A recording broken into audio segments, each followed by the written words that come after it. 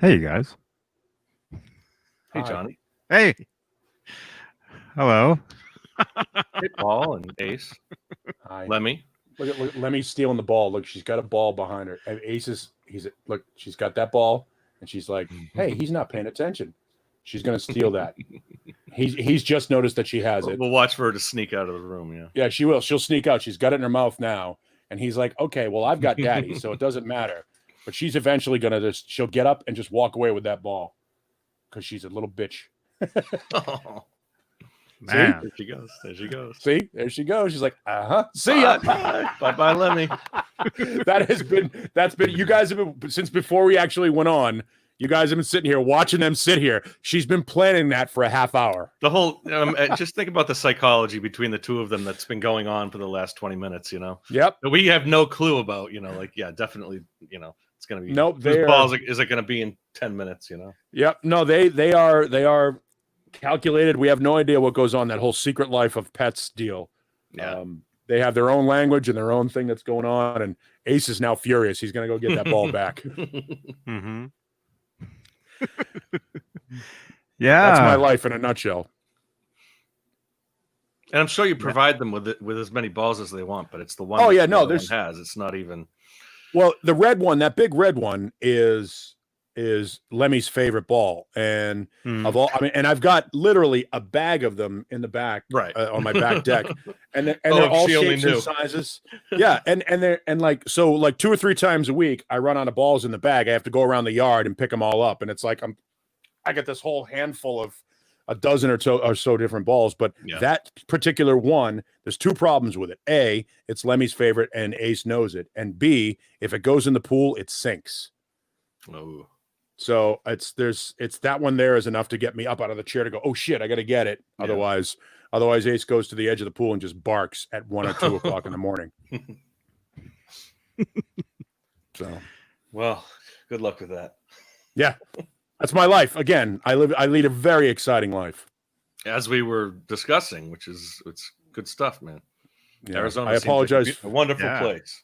Arizona's awesome. It really is. People have a misconception about what it's like here, but it really is beautiful. It's paradise, palm trees, mountains. Everybody thinks it's all desert and cockroaches, and it's not. Although we do have scorpions and rattlesnakes and mountain lions and javelina. Things that will kill you in an instant. Things that will kill you that will come into your yard. Like javelina, if you don't know what a javelina is, it's basically a warthog. And they are wild like deer in New England. You'll see deer in your neighborhood. Well, we have javelina, and they travel in little packs, and they are like fangs or the horns. They don't have the horns, but they do have teeth, and they will charge you. They are aggressive if they're in packs. Oh, they're like anybody, like strength in numbers. Pig family or the the hog family. Yeah, they're hogs. Those things, yeah. Yeah, they're wild hogs. Oh man, I'd stay away from those. Yeah, they suck. I think it was Christopher Columbus who introduced them to the New World. It's possible. I oh, he had a pet. I think every pig that's on the North American continent descends from his pigs or something. I heard. I'm probably bullshitting here, but I heard something like that. You introduce an invasive species and they take over. Well, there's one down in Louisiana, and anybody in Louisiana or down in that area of the country will tell you about. They're called nutria. Pig. You don't want to cross that pig. Sorry. They're called nutria, and nutria basically looks like it's kind of like a capybara. It's a beaver rat for all intents and purposes. It's about this big. All right, that was the rat hat in Seinfeld. It was a nutria. Remember the rat hat about rats in Seinfeld? Yeah, George got the big hat from the there was $8,000 hat, and then he tried to replace it, and it was a nutria, a rat hat. Yeah, they have orange teeth and a rat tail, like a beaver tail, not a beaver tail, a possum tail. Like they're gross. Yuck. Yeah, man. Well, hey, welcome everybody. It's June 27th, 2020. This is Straturday Night Live with your host John BL. Welcome. There he is. Neanderthal is here. Very tan. Yes, I have my biker tan because Arizona is the sunniest city in America. So when you ride a motorcycle, you get the weirdest tan. It's not really trucker tan, it's biker tan because it's just your forearms and your face. That's just sort of it. Yeah. And you also get raccoon face too because you wear glasses. Oh yes. Oh, there you go. Yeah, it's very attractive. Yeah. Welcome, welcome everybody. What time is it? I don't know. It's midnight-ish. 12:10 here in the East Coast 10 time. past the hour. 10 past the hour. Wherever you are. Yes. Yes. And before I forget, thank you to our channel producers here on YouTube. We're live on Facebook and mainly YouTube.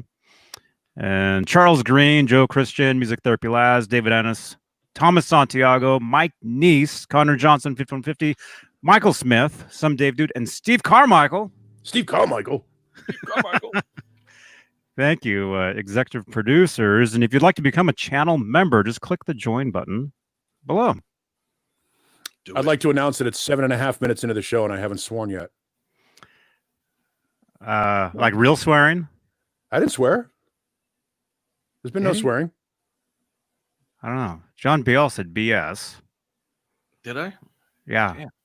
You guys don't even know. Watch out. Although, if there is to be swearing, it's helpful if it's later in the show. Okay, noted. Because I do get in trouble. I do get busted for bad. The earlier in the show it is, the more you get in trouble. Can we make up code swear words like fire truck Yeah. Definitely. and drat? Drat. Well, drat. Yes, drat is good. Yeah, what consarnate? Yeah. Schist. What are some of the Schist is a sedimentary rock. In case you're wondering. Oh shit. We'll go back. You can go back to go to 6th grade earth science. The 3 types of rocks. Do we all remember them? Metamorphic, I was skipping sedimentary, school that day. and igneous. There you go. See? And what are they? Schists? What are they?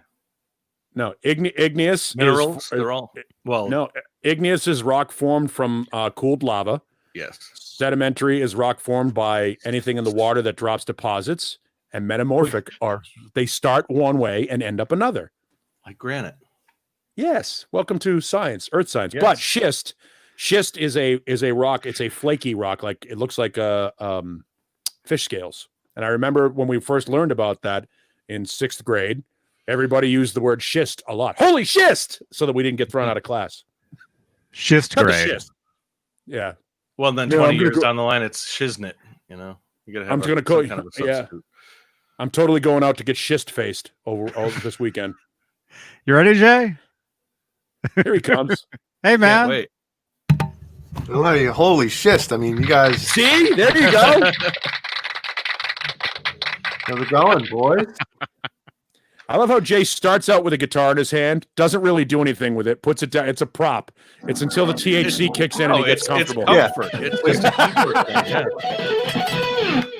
Working on that one. Something like that. I'll do it again. You want a Kirk Hammett lick or something else? What do you want? Something else. Okay, I'll try this one. Wait.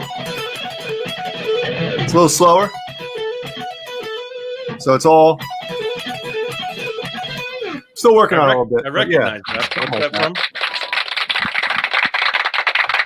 Is it a Vi or? It's part. I learned kind of the gist of it, like an Andy James type lick. The schist of it. Yeah, and now look at this. I was telling Johnny today on the phone. I start playing guitar on here, and I start getting nervous. Adrenaline going. No, it's your adrenaline, man. I'm thinking the more I do this type of thing with a guitar, you know, and play like maybe one thing every once in a while. Dude, yeah. It's much easier with the guitar. So, where did I get? Which one of you guys gave me an Andy James guitar pick? Why do I have an Andy James guitar pick? I have no idea, but when you mentioned his name, I'm like, oh my God, I just found an Andy James guitar pick in my washing machine. I don't know who that is. Maybe he was there and he was doing his laundry. It's possible. Maybe. Jay, is that an odd time lick? No. Okay, because I could hear that almost like an odd time. You could do something. Oh, you can definitely put it, Yeah. But it's cool with the whole like the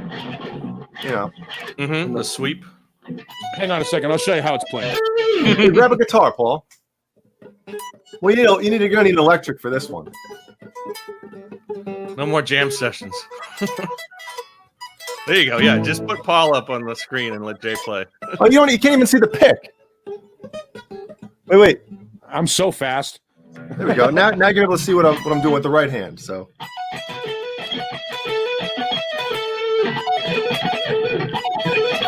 Damn it! Yeah, the acoustic is not going to be high enough for that. I can't even get the. No, you got to play it like shit. that. That's the first fret. I can't. There's no way you're gonna.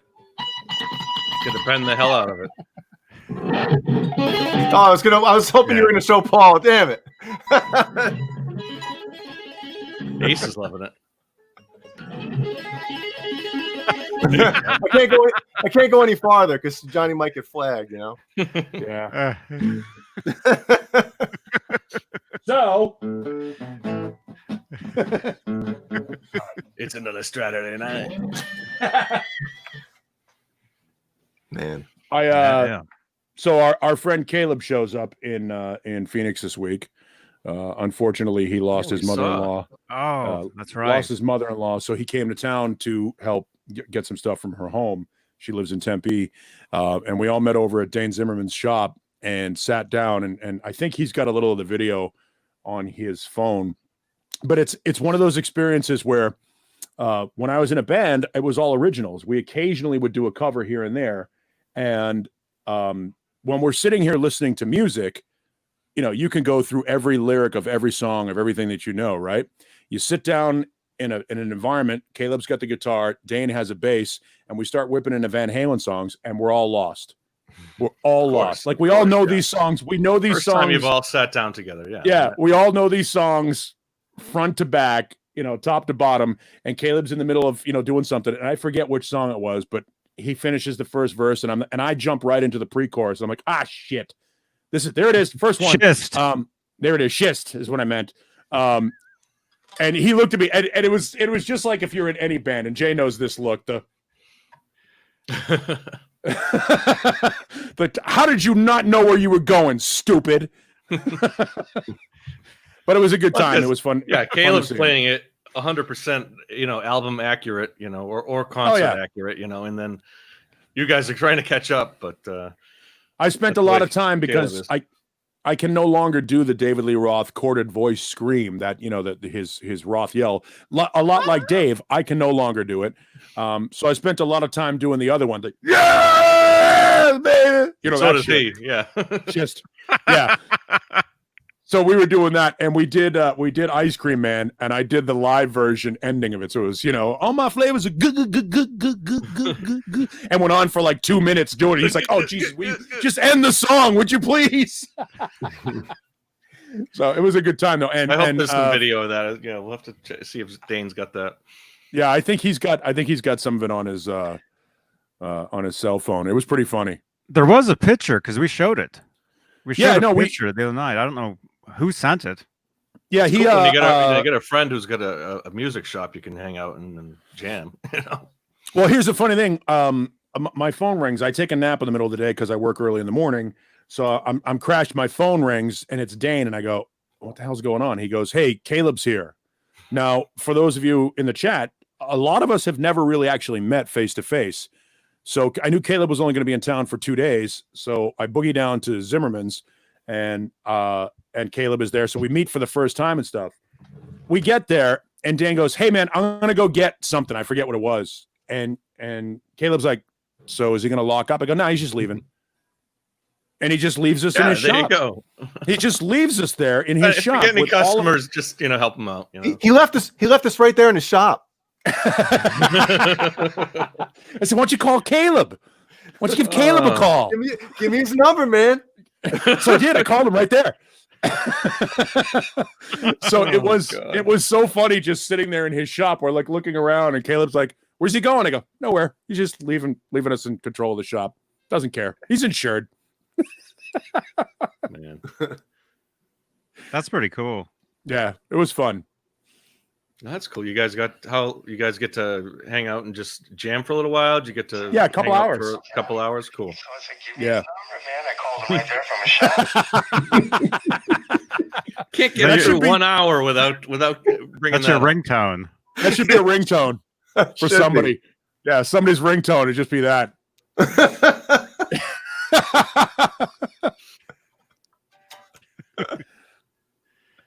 That'd be funny, man. Yeah. The only thing is, it's weird. Like a lot of the songs that Caleb knows for, because they're obviously Nerd Halen set stuff. I'm like, oh yeah, let me get, and I got my phone in front of me. I'm like immediately trying to Google the lyrics before the first verse comes in. And then some of the other stuff, like I was trying to get him to do Could This Be Magic or, Secrets or Little Guitars or something like that. And he's like, I don't know him. I'm like, what do you mean you can't play? He's got to learn those ones. I think that Could This Be Magic has come up a few times. He's been playing acoustic or we want to hear. No, he's get into that. Learn it. He's that's an easy one. That's such an easy, and but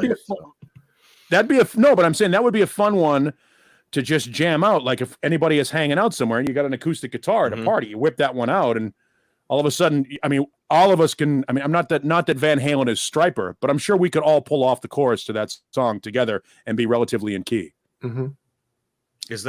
Was that guitar tune standard or was it tuned it's for E the flat slide? Well, standard E flat, yeah. Yeah, it's so E-flat. it's not like a tuned to a slide tuning. I think it's probably like any. I don't think most so. No. guitarists who don't know how to play slide would just play like an open tuning. You mean open? Yeah, an open tuning. Yeah. I don't. My know. guess is it's just a half step down. Some of those country players, like the tune. I have no clue. How you would wrap your head around playing. And some of those, I think they have. Some of them at least 12 strings with those. The lap steels, lap steels and stuff. Yeah. Well, that's their instrument. It's crazy. It's like playing an organ. That's what they play, and so that's what they know. It's like Jay playing a 7-string, and then us trying to play a 7-string, not knowing around that either. I like Jay. I was earlier in the week. I forget how it came up. There were pictures of something, and I sent him a picture of my gems, and he's like, "What's that one over there?" I'm like, "It's a 5. It's a 505." He's like, "I want it. Give it to your clothes. Give them to me." Yeah, you will give me the guitar. I would. This isn't the guitar you're looking for. I would certainly have no problem giving it up if I could find another decent maple-necked gem, but you can't, not for a decent price. The 505 is the only one you can find for a decent price. You want this one? Even trade. There you go. What, that one there? What's that? You wouldn't want to swap a 30th anniversary DSY for the 505. That's ridiculous. Yeah, that's a ridiculous trade. I'd make it. Yeah, of course. With that in mind, I'm still trying to get that LNG out of that girl. She has gone really below the radar for a while. Yeah, it's a beautiful LNG, but she says her brother has it in California right now, and he's not in a hurry to get it off. I'm like, he's not getting it back. You'll never see that guitar again. It's gone.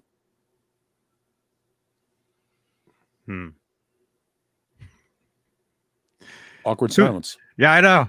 Who's here? John BL. Who's watching us? We got 75 watching. We got some chat people watching. I see Amanda Coombs. I see Sandra Pokorny. Right, no more chat reading. No, I'm joking. Halface. Jeff T. Jeff Tate out there. Jeff Tate. Johnny Beane's in the house. Bent Tom, of course. Welcome, Bent. Dane Zimmerman. Brian Spalding, Virginia Woolf. Isn't she like an author or something? No, it was a 7 over 8s out there. Frank Corcoran. Robart, Matt Robart, Master Switch. Robart? Janice Lala. Robar. Cobra Kai Platoon. Robart.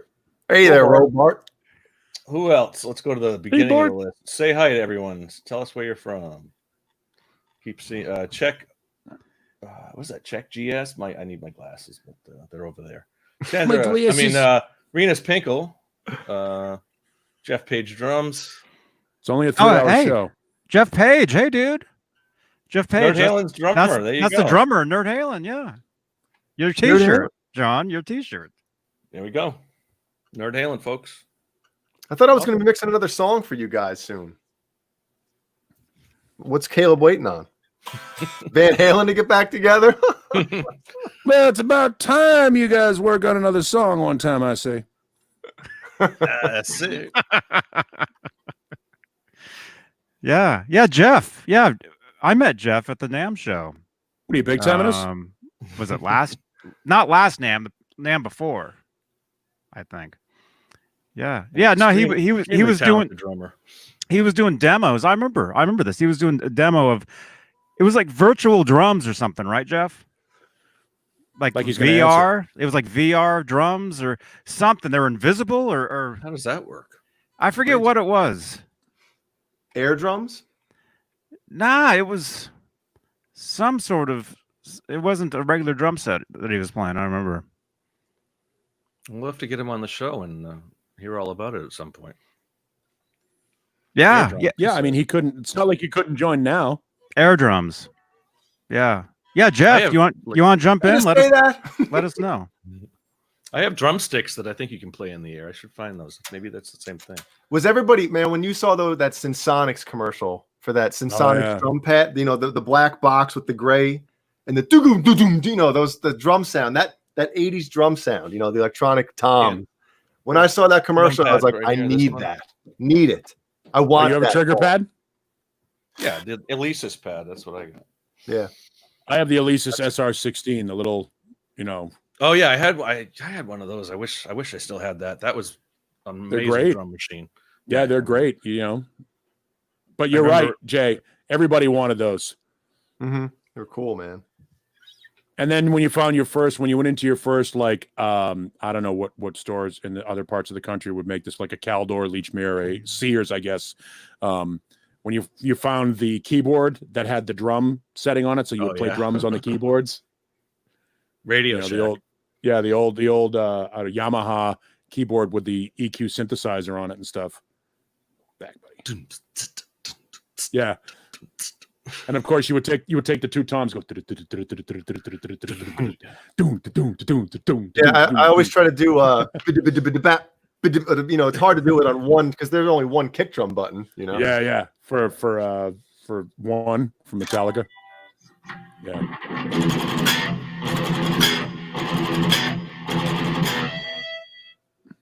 Nice. Oh, you even clammed out and harmonized that last note like Kirk would have done. Yeah. Is thrash metal here? No more Kirk bashing. I was, you guys, come on. I mean, I was watching some Metallica. Wasn't the Kirk lick that I was talking about. Ready? There you go. He does that like in the, I think, Shortest Straw, or I forget what solo it is, but let's see. I don't get the Kirk bashing. There's plenty of bashing to be done in Metallica, and Kirk isn't really the problem. That's the Kirk friggin' lick, man. And I was saying it in the chat. I mean, everything I've seen from Kurt, he seems like a humble guy. Like he seems really dude. Genuine. Seems like he's kind of a health nut. He really likes, like he's a lot of people, after getting it through the 80s, that's the way a lot of them are. Yeah, they got a detox. Exactly. They got a detox for 20 years. He's a super nice guy. He's a nice guy. Trujillo's a nice guy. It's fun Lars to is actually, but Lars is nicer than you think he is. James is very standoffish, very private, very standoffish. But James, the other guys they're pretty good. Yeah, James does have issues. Well, I mean, like most. Yeah, but Kirk has always been very laid back. We got a chance to fly to Philadelphia in 2004. Remember when the Red Sox were in the World Series, when they were in the American League Championship Series? Game 7 of the ALCS was being held in New York City, and we were in Philadelphia at the Metallica Godsmack show. And when they found out we were from Boston, the owner of the Flyers actually set up a luxury box upstairs with the TV, so that when we were done doing all the interviews and stuff, while the concert was going on, we could watch it from this luxury box.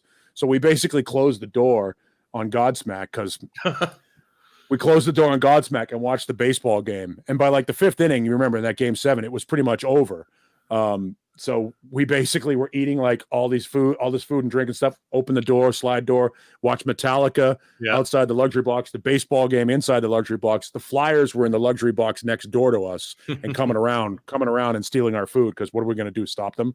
It wasn't even our food. It was provided by the people that own the arena. So, but it was cool. But we got a chance to hang out with all those guys that day. And Lars threw us under the bus several times. He's like, "Oh, nice Yankees cap. Hey, really nice Yankees cap you're wearing there." Lars. But super nice guys. That's real funny, Lars. Oh no, we did it. If you go to my website, which is neanderpaul.com, if you go there and look under the radio tab, it'll tell you, like, there's a bumper sticker for all the radio stations that I worked at. If you click the one on WAAF, you'll see all of the Metallica interviews, including when we stole a cheesesteak from James. He brought a cheesesteak over, and while we were doing the interview, we stole it from him and started eating it. I like cheesesteaks. Yeah, they were good. It was, genuine Philly cheesesteak. That's why we were there. But really fun. It was a fun time. They're actually nice guys. Metallica gets a bum rap, and I don't know what it is. I think it's really almost like Nickelback and Creed and all the other bands. It's almost like it's cool to hate Metallica, because they're the biggest band of what they do. They're the easy target. Our culture is now that we have to tear down people that are successful for whatever reason.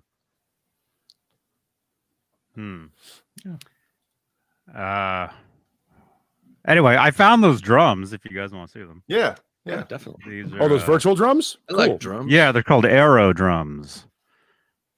This is the website.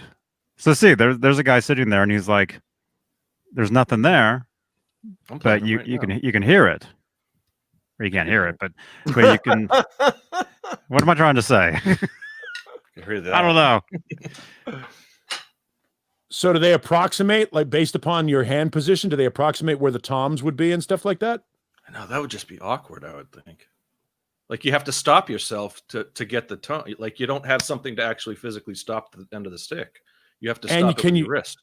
And can you configure the layout of the drums, left-handed, right-handed, or if you want to put... Well, I'm sure you can. Your rack toms in a certain way. I'm assuming that there's some sort of a computer program that you lay everything out on your desktop and or laptop, whatever it is, and then, these things are Wi-Fi'd in or Bluetoothed into a brain of some sort or a program of some sort. Mm-hmm. I'm sure it's fun as hell, man. It's got to be... That's cool. I mean, it's a great idea. Everybody does air drums. You listen to Neil Peart and everyone's playing air drums, or Phil Collins. Phil Collins, but, Phil Collins, a number of people. Brian May. So why don't you call Phil Collins? I would like to know more about those drums, though. That's cool. That is. I'll grab the sticks that I have. I think they're air sticks, but they're like toy sticks. Like. But they do make like toy sticks. Toy drumsticks. That's a swear word. You can say toy sticks. Yes. Toy boat. Boats and hose. That's cool. Bro. Mike Tyson does love air drums. It's different than hitting an actual drum pad, though. I mean, really? As a drummer, no, but think of it as a drummer. That's a completely different. You have to like stop yourself to make like that. Yeah, it just seems like it would be awkward for someone who's used to. Maybe I mean I don't know. Maybe, or is it awkward when you play air guitar? Is it weird? Yeah, but is it strange? No, it's the same. It's the same awesome. thing. It sounds great. Yeah. But those drumsticks actually make a noise, though. When you're playing air guitar, it doesn't really make a noise. So then it's better than air guitar. Well, then maybe it should. Go. We need aero guitar. Yeah. One of us needs to invent that quick. Jamil. Well, Johnny, isn't the opening screen for Straturday night? Wasn't that like a Guitar Hero guitar? One of those screens you got as a Guitar Hero guitar, isn't it? Which one? Was it an Explorer or something? The one today? That one? No, a different one. I just made that today on my newer, bigger phone. What'd you have last night? Last night? Huh? What's a more recent card for your show that you had with a guitar on it? Oh, these? No, that's just the regular Apple. Now I gotta find. Now I gotta find the one. The regular Apple one. Oh, one of these. That? No, man. Maybe I dreamt it. Let's see, Johnny Beane here. Here we go. I believe he is playing with you. Maybe he is. I'm not sure what he's talking about. Yeah, I don't. Unless I erased it. I erased a couple of them recently. I thought it almost looked like it was a. There it is. Yeah, right there. Oh crap! That one. That's like a Guitar Hero guitar. Oh yes, yeah, that was last night's show. I said. Yeah, I was gonna say John Biel. Yeah. Okay. It was only recently, Johnny. You know. I didn't know what he was talking about. Yeah, well, like that. Let's just move on. Well, you know, for Now it's getting good. for Saturday nights, I've been using this for a long time. You know, I know, yeah. And then I started using this, you know, for a little bit, and then tonight, you know, I'm using this. I just made that one. It's my mistake saying it was a Saturday night. But when I make a card for a specific show like that, I made it yesterday, and you forget, you know. But yeah, that's a good. I found that's John Biel's questioning your process, Johnny. That's a Guitar Hero controller. Yes.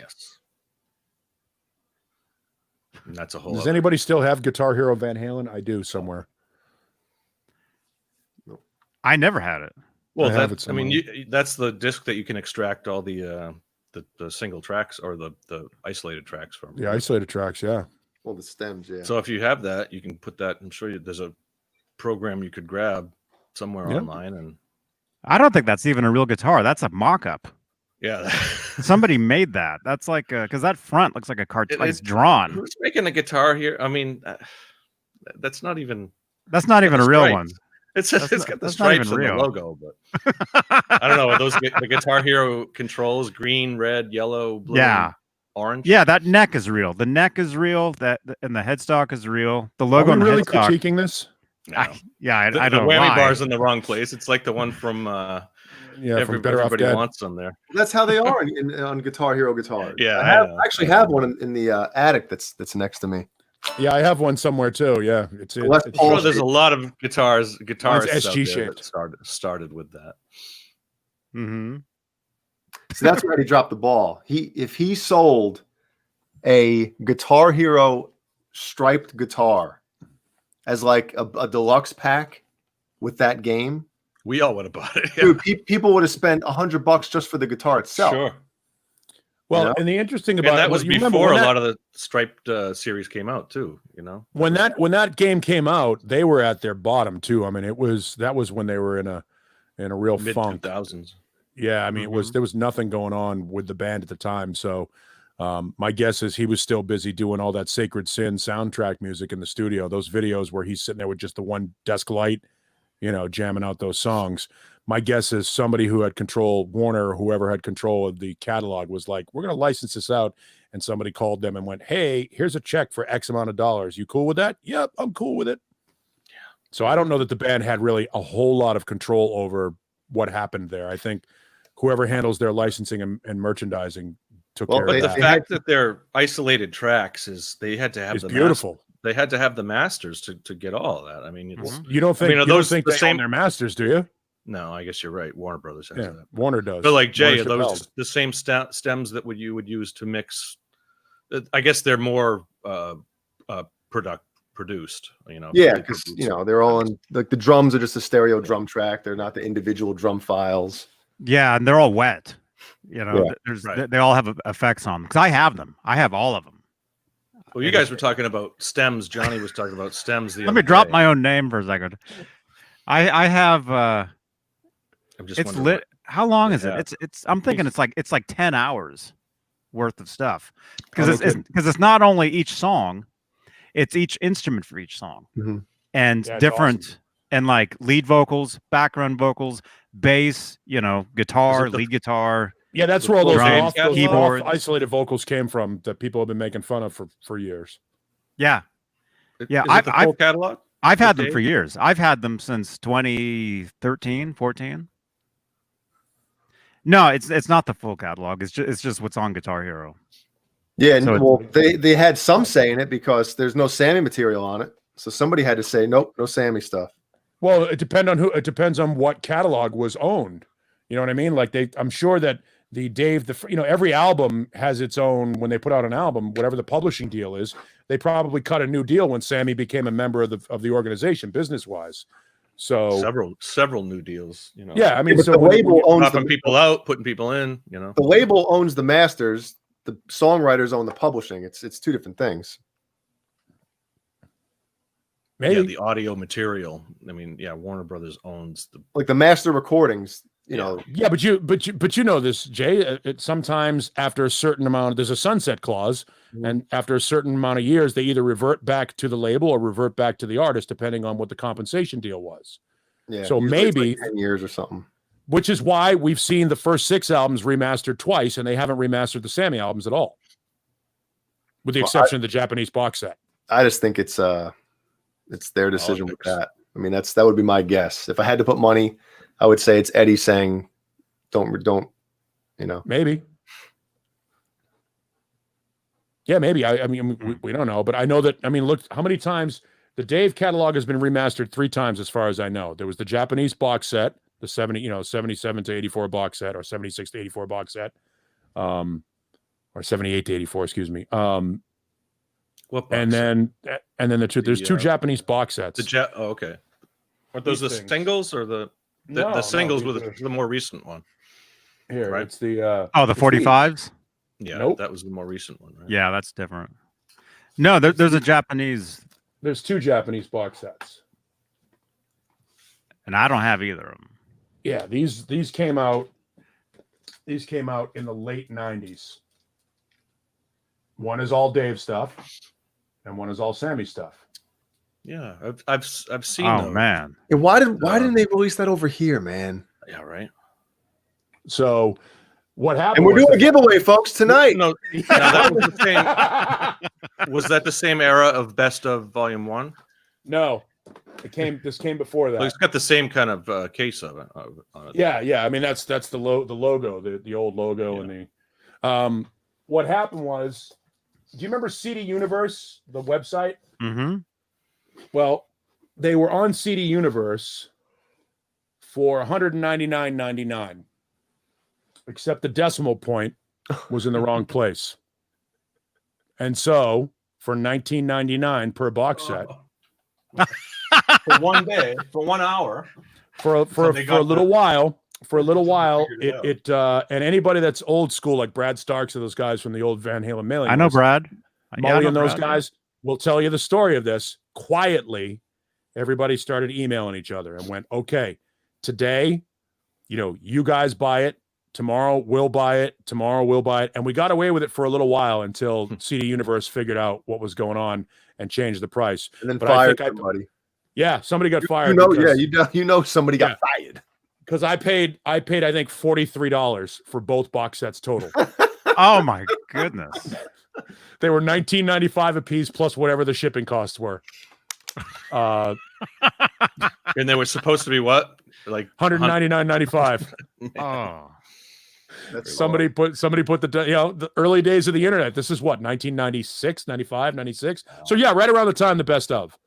I probably made a mundane detail, like putting a decimal point in the wrong place. So are they detail, an actual Warner Brothers release, like Warner Brothers International or something, or? They're Warner Brothers. It would have to be. It'd have to be Warner Brothers Japan. Right. Yeah, it's Warner Brothers. I don't know. Maybe they'll use a different distributor or something. Yeah, I don't read Japanese very well, so come on.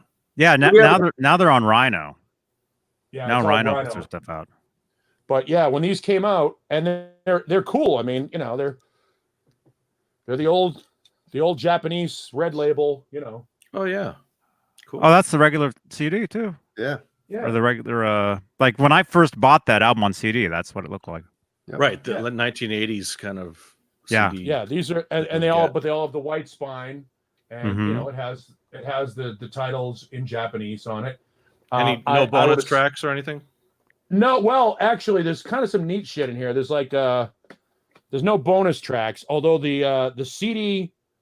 Here, I'll pull out some of the Case Candy. Oh, look at this! I didn't know that was there. I didn't know that was there. That's from the 2007 tour in Kansas City. Kansas City. Was it a ticket, like an unused ticket? That's Wow. a ticket. That's a ticket. Hang on. Oh shit! Schist. Yeah, They didn't sell out that show. That's what the tickets look like. I didn't realize that was in there. Huh. Cool. That's cool. And then it's got the cool booklet with all the lyrics in English and Japanese. Are you seeing what Cobra Kai just wrote? The Japanese Van Halen box set 86 to 93 is on Amazon for $902. Yeah, I could cash in if I wanted to. And then this is, That's crazy. I think this is like it's either a belt buckle or I don't remember what this is. Texas belt buckle. Oh no, you got the old Mylar sticker. That's the first time I've ever seen that. Oh wow. Paul just gets this stuff. He doesn't even really look at And it. the keychain. Oh, man. Got the keychain. Oh, that's cool. How many of us had the necklace? Anybody? I had the necklace back. I don't know what happened to it years ago, but An official one? Johnny must have had the necklace. I had a couple cheap ones, not the Yeah, it was official probably ones. pewter or something like that. And Cobalt. I might as You well- find on I the might as well- beach, like that, the little jewelry shops on the beach and stuff. That's where I got. I guess this is technically an unboxing, right? Yeah. Yeah. If you haven't seen it before, I add it to the playlist. I've never opened this, so there's that. So I might as well look at the Sammy one too.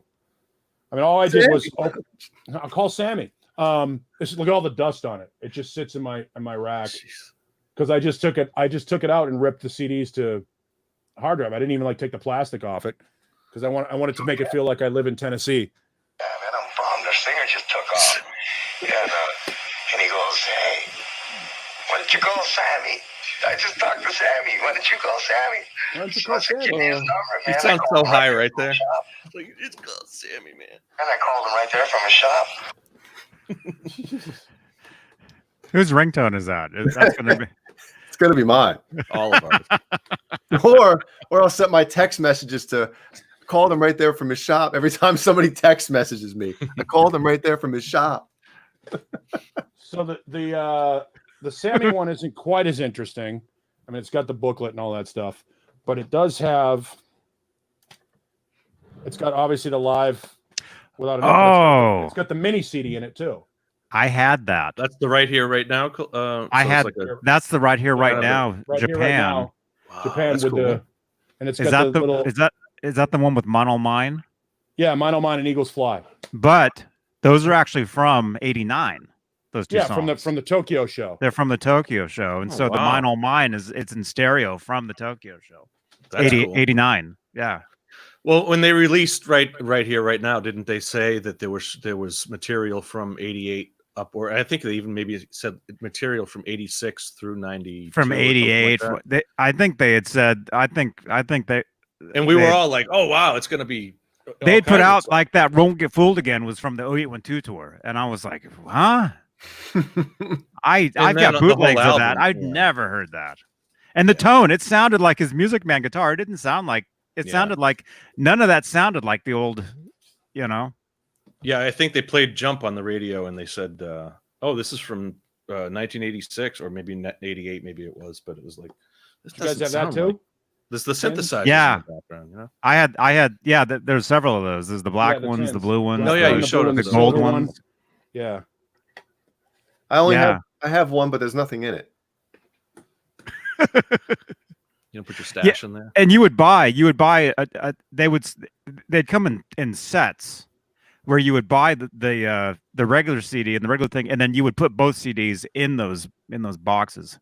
I had that one, man. Does this have the dance mix on it too? No, You know, I think I had that. I think I did have that one. but it says remix. It says remix on it, but Yeah. I never I never heard a remix of that. Like I never. There is a remix of it. It's that dance mix with the There's a fucking dance. Yeah, there's a dance mix. But what's on that sounds like the regular mix. Wait a minute. But it says Not a remix. dance mix. Huh? Yeah, the dance mix. Is there sucks. actually, it's basically like- a drum machine?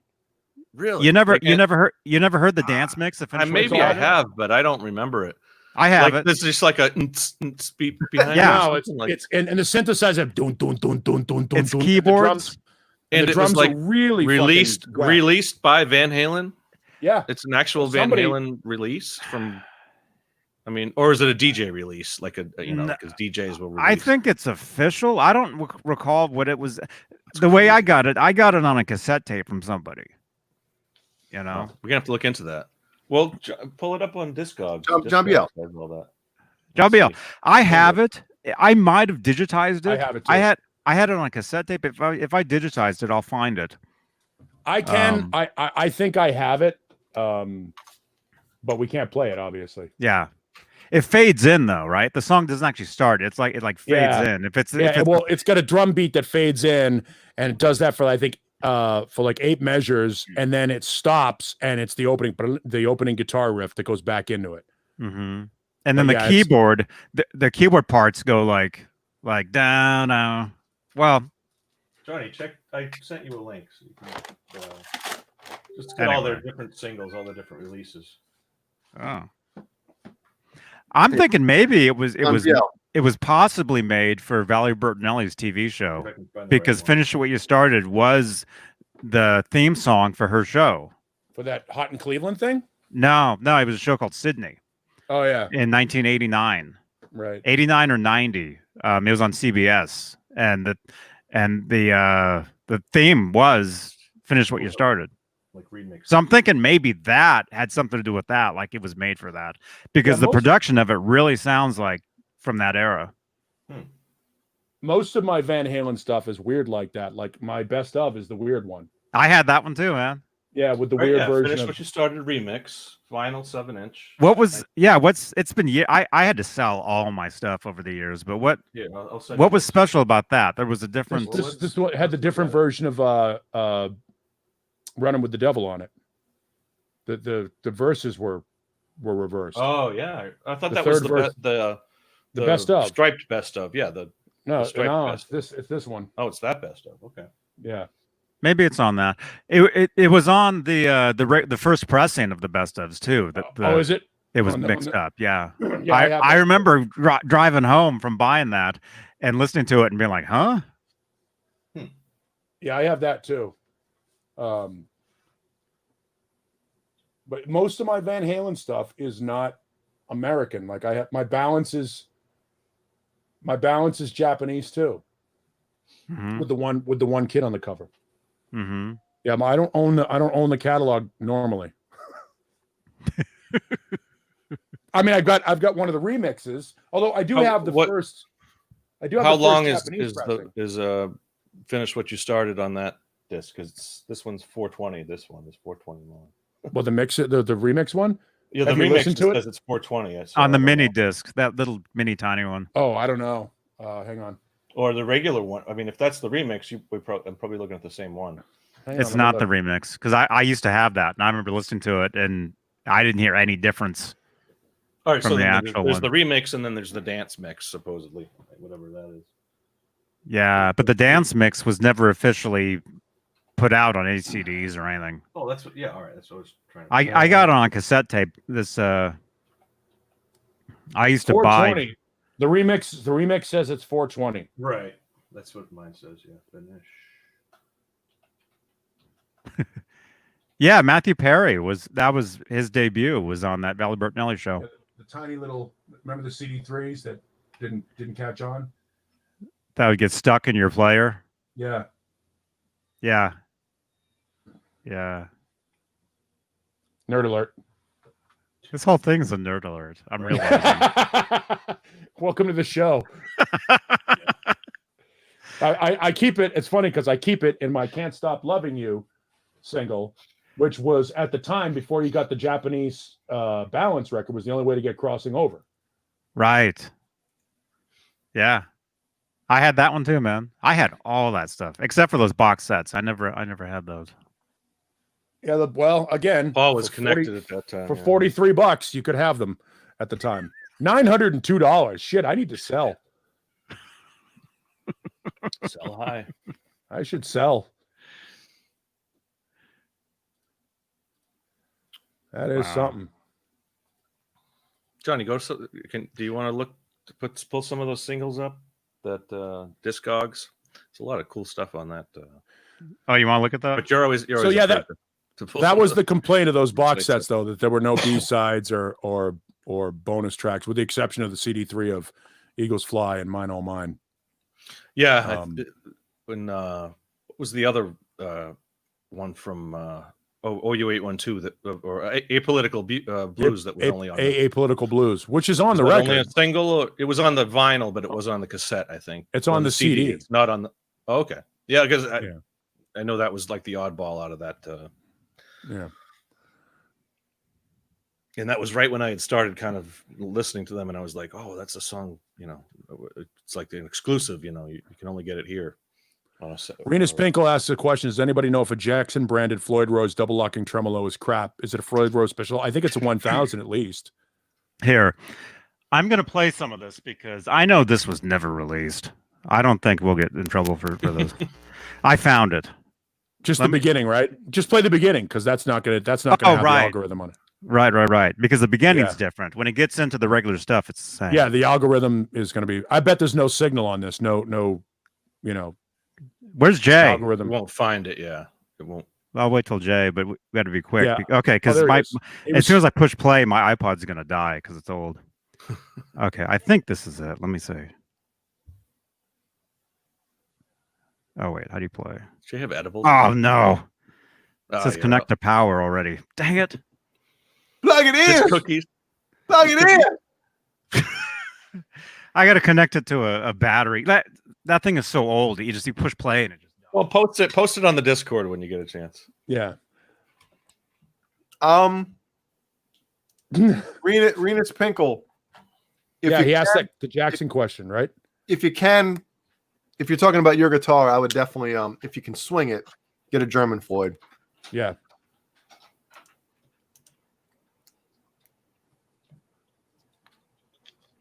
All right, I gotta do a dog check because they've been too quiet for too long, and I'm guessing I'm gonna go in my bedroom and find something chewed up. Hang on a second.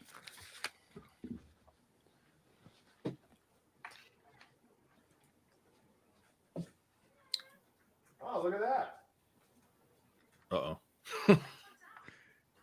Let him out. Oh, is that John? I thought that was at Paul's. Okay, my iPod's restarting. It has to be connected to power at all times. Wait, use iTunes to restore? Oh no! Which version iPod is that? Is that like an old? It's one of the classic. Now it's saying I need to restore it. I've never seen that sign. Uh-oh. Yeah, not good. Back it up. Well, everything should be on my computer. Now it's saying restore, so I'm gonna have to. I've never seen that. That's the one I was looking for, by the way.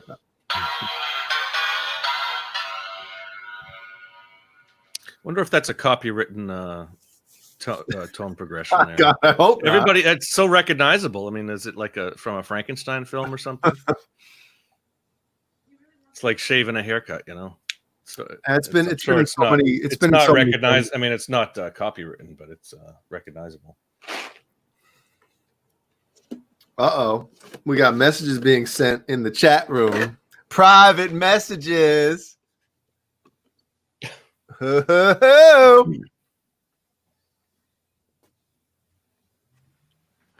Private messages? Oh, it's saying to restore, and I have to hook it up to this computer, and I can't. Well, if I left. I see ya. Hook it up to your old phone. Actually, I can leave because I'm still over here on this one. I don't leave. Okay. I don't want to be here with Jay. Yeah, come on. We don't get along. I don't want to be here with Jay. Oh, now it says connect to power. No, we got Sammy here. We're good. Me, you, and Sammy over there. Yeah, that's right. And I got this clown shoe. Clown shoe. Crap. Hey, man. You ready? Who could it be? What's up, everybody? Hey. Nerd Halen.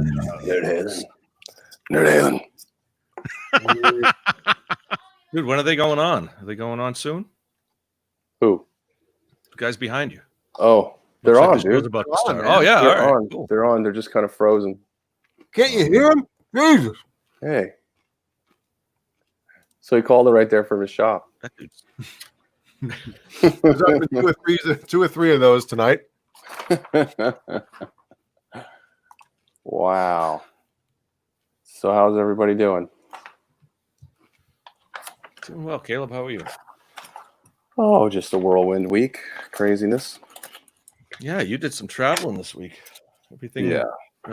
Good to see you back home safely. Yeah, that was an interesting ride home.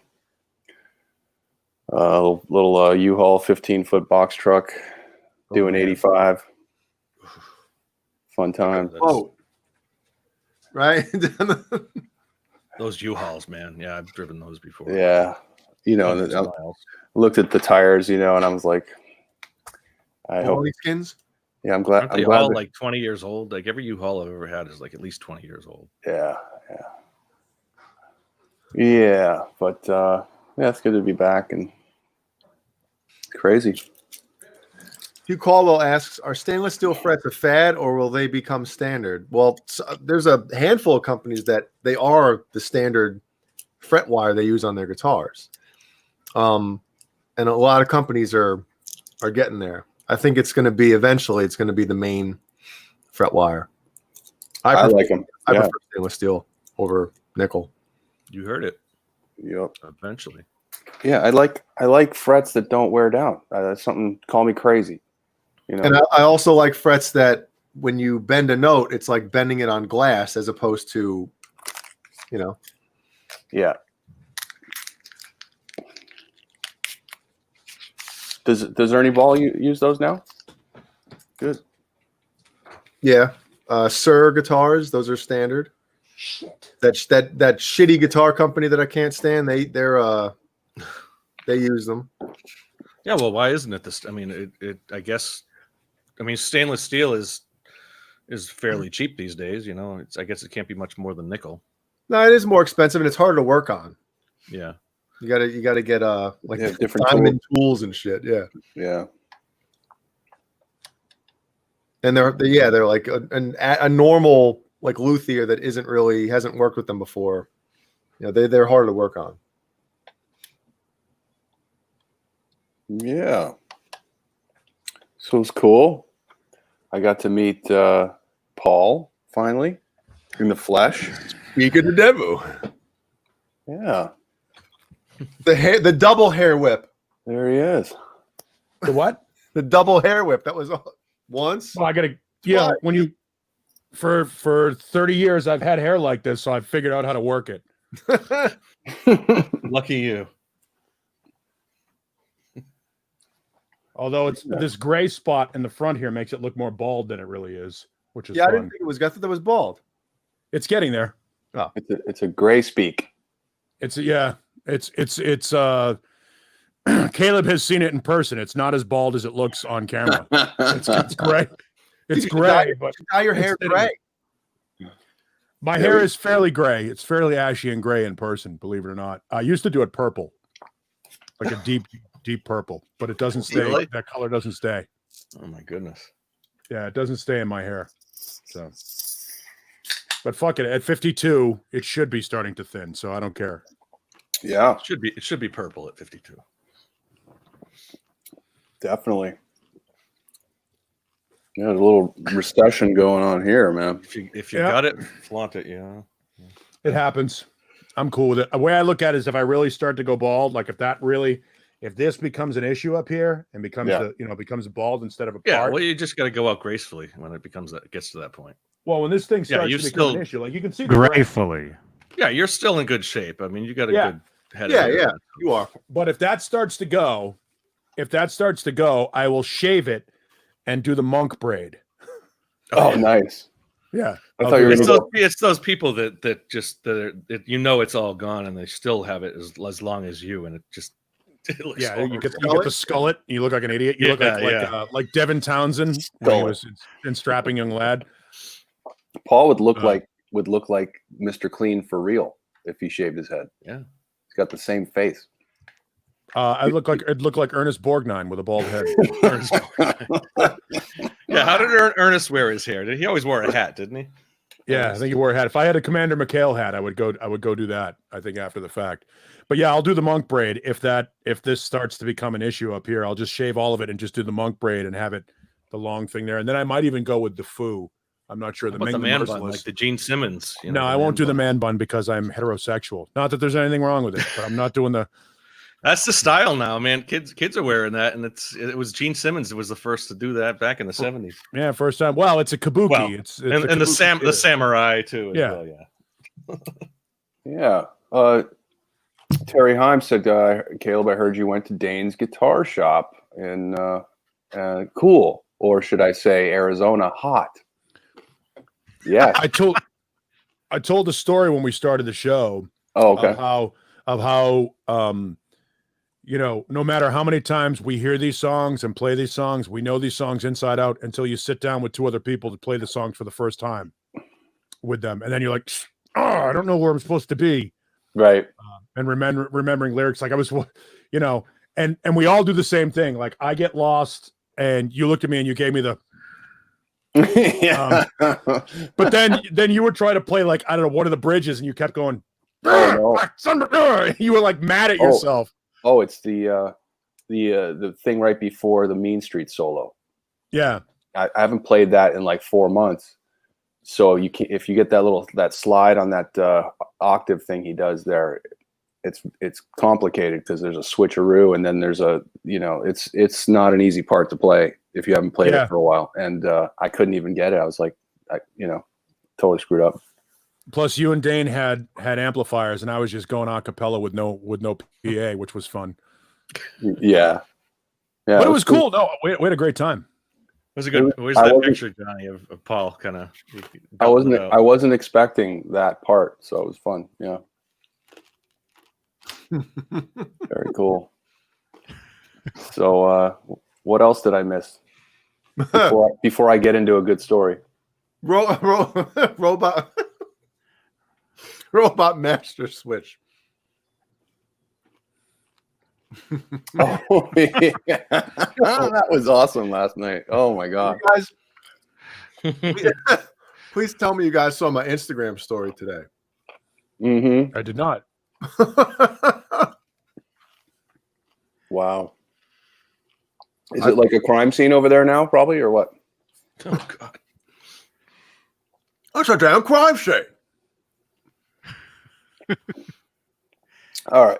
So I got a story here. I got something to get into. What do you got? First, I had a question. Does anybody have experience, like Jay or maybe Paul knows, or even Johnny? Not John. I wouldn't have a clue. Well, how about John Biel's worked clubs? So has anybody had experience where a band had a gig booked and then another band that was bigger called in and tried to take the slot based on their notoriety? Yep. Okay. I'm sure it's happened. Yeah. Okay. Well, I don't want to name any names, but I'm going to.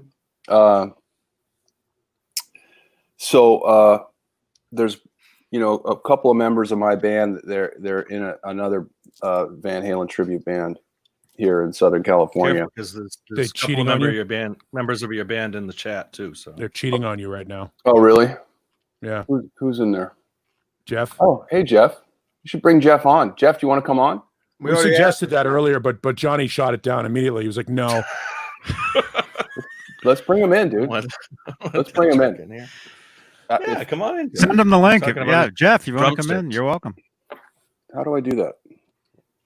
Copy and paste. Oh, really? Okay. Okay. That'd be a good tribute band name. Copy and paste. Copy and paste. Yeah. All right.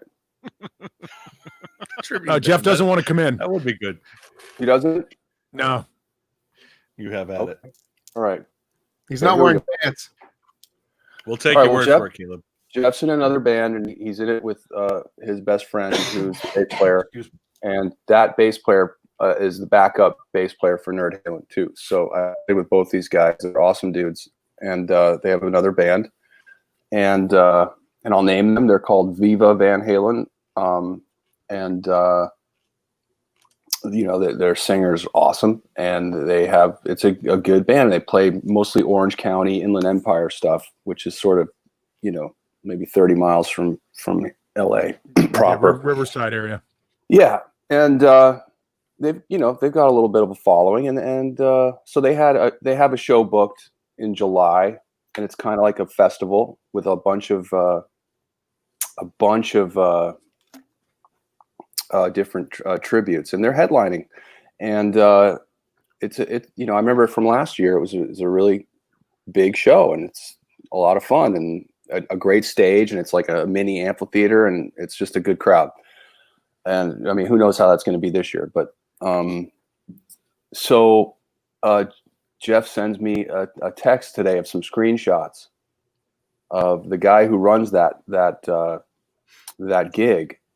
Sent him screenshots of somebody from another band that says, I really think we should replace Viva Van Halen on that bill. What do you think? And the guy said, well, those guys are my friends, and no, you know, and then the guy was like, oh, okay, man, I didn't know that, you know, or whatever. So, yeah, it's called the Ya Festival Tribute. Okay. And, so Jeff sends me those screenshots, and, it was just so dirty. And I'm going to look in the camera right now and say, dude, you're dirty. You're dirty. And, yeah, isolate me. Hey, bro, that's dirty. Okay, and everyone's gonna know about it. All right, Van Halen. All right, oh, dude, you, bro, Derek, doing that to people. Not cool. Not cool, man.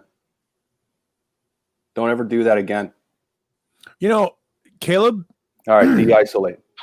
When you first mentioned that, I thought you were talking about a touring act. Like, I thought, you know, my band is set to play on a Thursday night at the Channel, and all of a sudden LA Guns have a date open, and that Thursday night date is open, and they bump us. That kind of, I thought you were talking about a tour. Van Halen? Yeah. I saw them at NAMM. When did they play at NAMM, Johnny? A couple years 6 ago. years ago? It was a lot longer than that. They've been around for a while. You know, in case people in the chat don't know, they put all their money into amp stacks and wigs and tights. A bunch of 50-year-old guys in wigs and tights jumping around, trying to look like they're 27 years old. Anyway, go ahead. I'm not going to shit on them. I'm just going to be honest. I didn't think it was great. I have a friend of mine here in town who I will mention. His name is Stephen Christian, and Stephen is the lead singer of Sam Halen. Oh, that's cool. Which is a Sammy Hagar era Van Halen tribute act.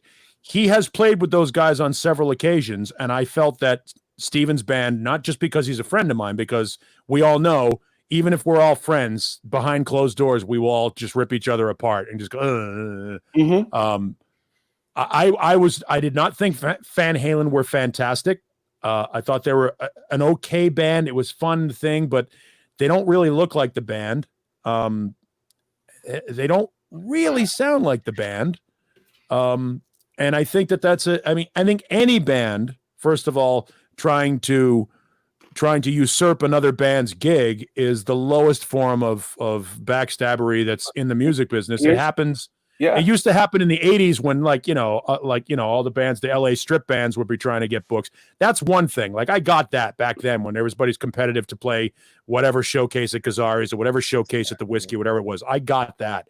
But that's pretty low. That's a deal. What's lower, and I'm going to add on to it here. What's even lower, okay, is that Jeff and Rob have played with Van Halen on several occasions. Well, all right. They've actually played in that band. He's actually worked with them. And well, that's unfortunate. And to do that, like, to do that to a band you don't know, I understand that's a dick move. To do that to guys you know and call you friend, they're friends on Facebook. You know, did they're they friends. say that to Jeff, or did they say that to the promoter? That their band should replace? No, they tried to backdoor the to the promoter. They didn't. Right. He wasn't going to tell Jeff that. Jeff Right, found out because Jeff has friends. Because Jeff's a good guy, and has good friends, and some people aren't good guys. I think in a situation like that, I think you accept that you're not on that bill, and you say, "Hey, man, next time you do one of these, could you consider us?" I mean, once the bill is booked, the bill is Simple as booked. that, Or like, you say, "Hey, man, if somebody drops off, let's say something weird happens. If somebody drops off, here's my number. Please call me. We'd love to do the show." Mm-hmm. That kind of a deal, I think, is acceptable. But trying to go in and usurp another band's gig, it was even that's bad. Let me even just look. Yeah, So picture it didn't happen. I don't have to paraphrase here. Oh, we got to bring him up on screen now. Hang on a second. Yeah. Hey there. No, but justifiable, man. Hey, this is what was written. This is what was written. Hey there. Is this show happening? And if so, would you consider having Van Halen in place of Viva Halen? Oh my goodness. We're anxious to perform again. Thank you. Fuck you, dude. That's bold, Fuck man. you. That's harsh. Where's the Michael Jackson eating popcorn gift? That's what I want to show. Let's get him on. I actually have that up. And Jeff Somebody just sent wrote, me that the other day. And Jeff just wrote, sad thing is he's done that before and it's worked. So they've lost gigs to these fucking guys. I don't. This is going to come out the wrong way when I say it, and I don't mean this the way it's going to come out, but the idea that tribute bands are trying to usurp other tribute bands is ridiculous to me. It's like, it's just, it's stupid anyway. Is it a sign of the times? Do you think people are really? It's kind of weird to get out there. It's stupid anyway, but yeah. I mean, it literally is right out of Rockstar. My band got blamed for that shit. Want to hear my quick story? Yes, sure, please. So in the basement of a music store in Newburgh, New York, it was the music store was Imperial Guitar and Soundworks, right? So some guy in the basement of that place opened up a rehearsal studio. So before, I'm trying to think, at one point we rented it out. We had some shows coming up or something, so we rented out this rehearsal space because we used to just practice in my drummer's basement. So, we're going to be rehearsing more. So let's start renting this rehearsal space, once a week, twice a week, whatever. So we did that for a little bit and then we stopped, and then before we were going on a tour, this is kind of after we got signed, and it was probably one of our first bigger tours, Our singer called and tried to called the guy to reserve, I don't know how many days a week for 2 weeks or something. So we got the spot. Next thing you know, on what the hell was it? Locally, it started getting around and on a message board or something that the guy, other bands that had the space got canceled, and they thought that we intentionally called up and called that guy and either paid extra money or something. You know what I mean? And we got blamed for having that happen. And meanwhile, that's not what happened at all. The guy that owned the place was like, yo, probably thinking these guys are a signed band now. They're going on a big tour, or what we thought was a big tour. You know what I mean?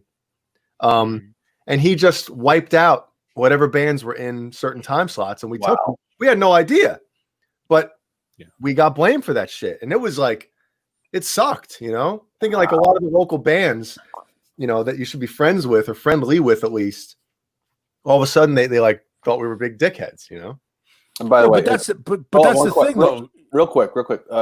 Clayton James Hicks, happy birthday on Monday, buddy.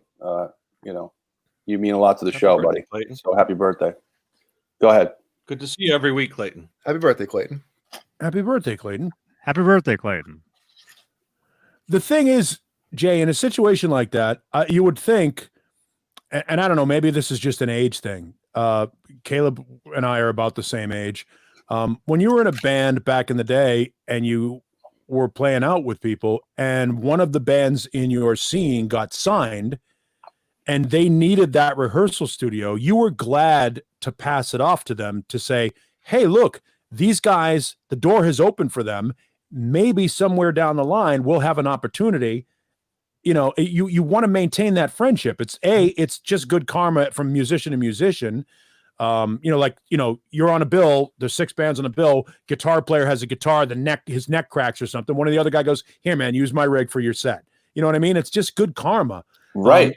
So the idea that another band, like a peer band, would hold you responsible instead of going, hey, man, this is your shot. I would love to be in your position to have your shot. Go, man. Go and run fast and run hard. Like that's, I don't know.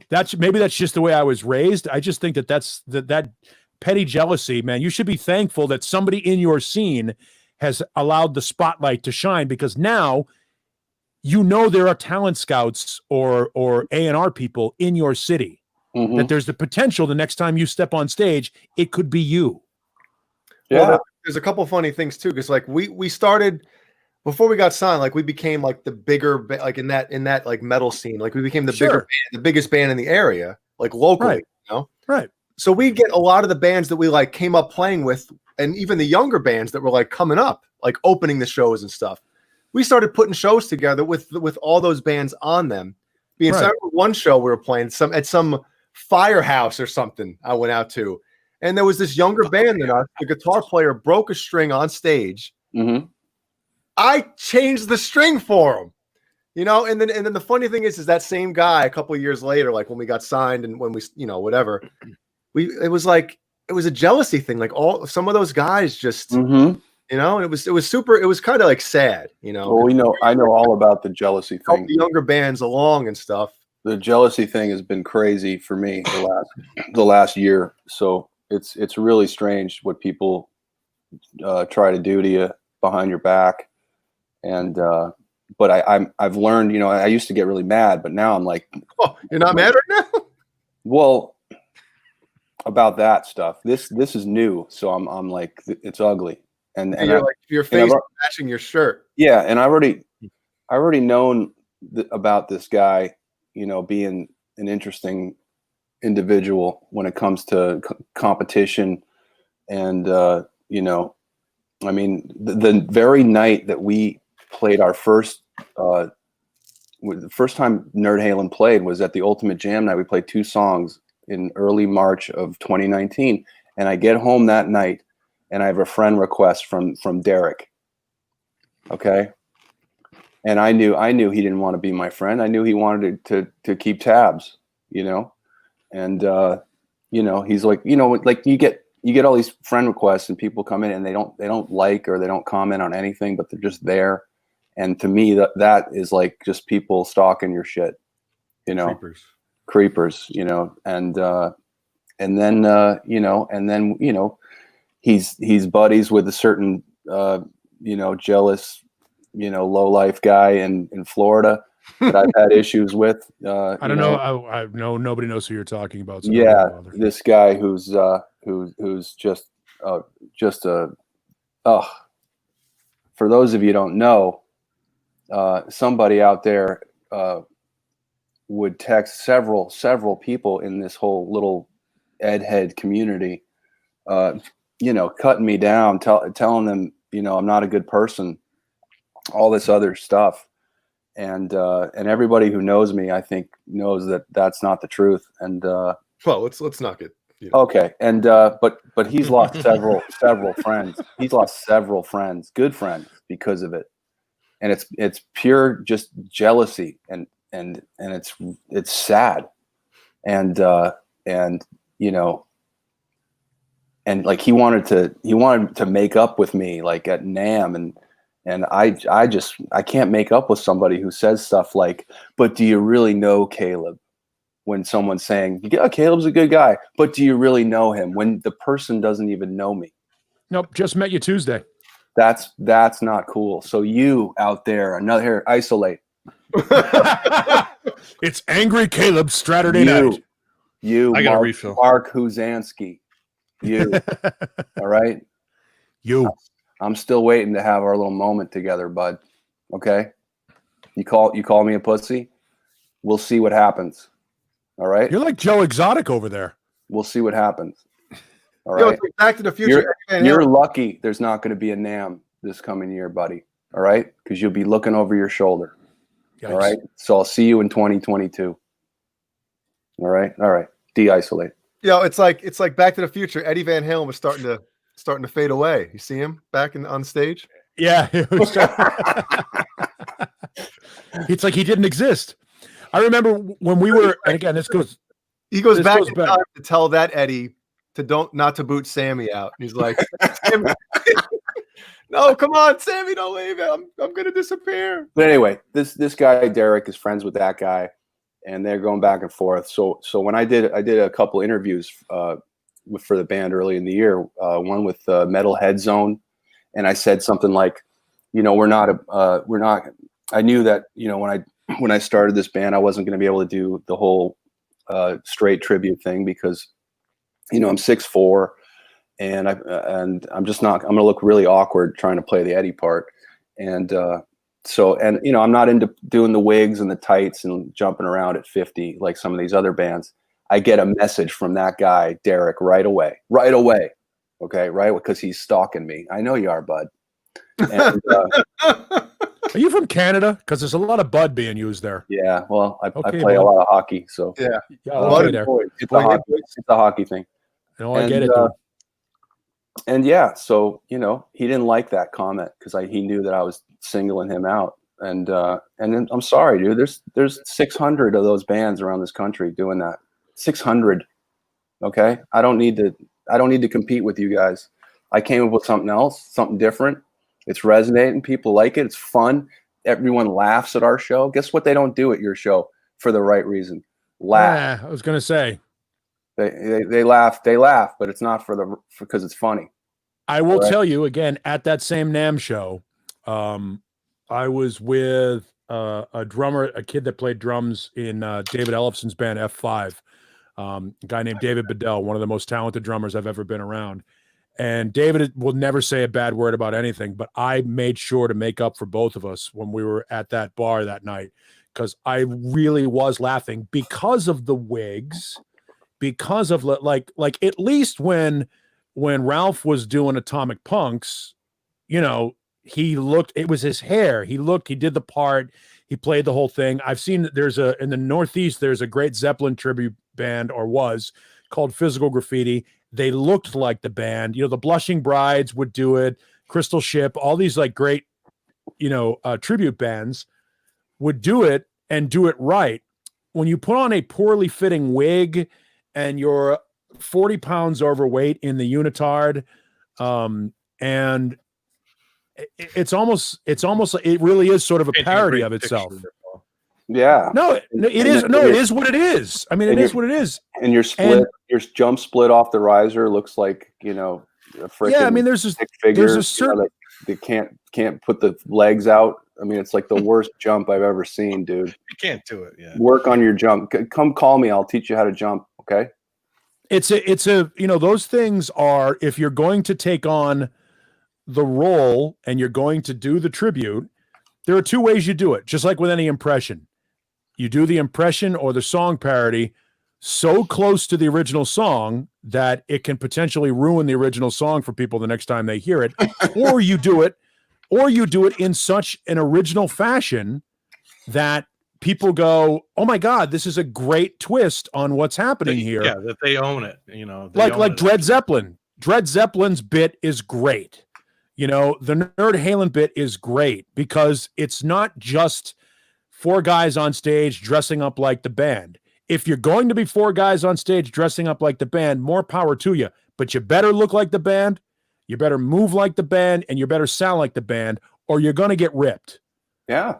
And when we were at that NAMM show, and trust me, Van Halen could give a rat's ass what we think because they're still getting paid. Mm-hmm. They get their money and they're doing their thing.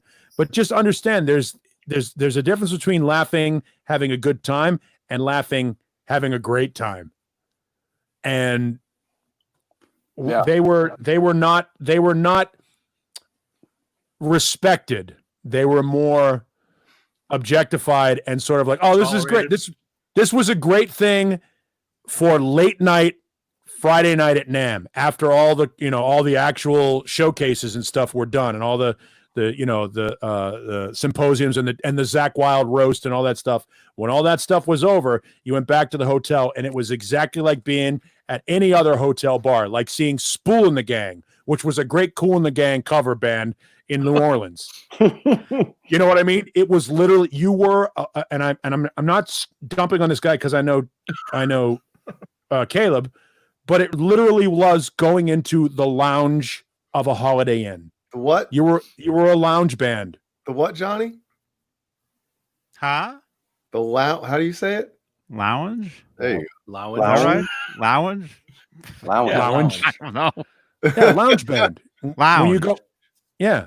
It's not 2 words. It's lounge. Yeah, there's a fine it's line lounge. there. There's, Loung. and I know exactly what you're talking about, Paul. Yeah, I mean, it's Yeah. just the typical, bar band, just background band that's, making earning their money, playing the hits, playing top 40 stuff or playing classic rock hits. But then there's the bands that bring it and put on a real show, and that, it's an actual, you're not just there to fill time, and you're not just there to You're there to fill the females.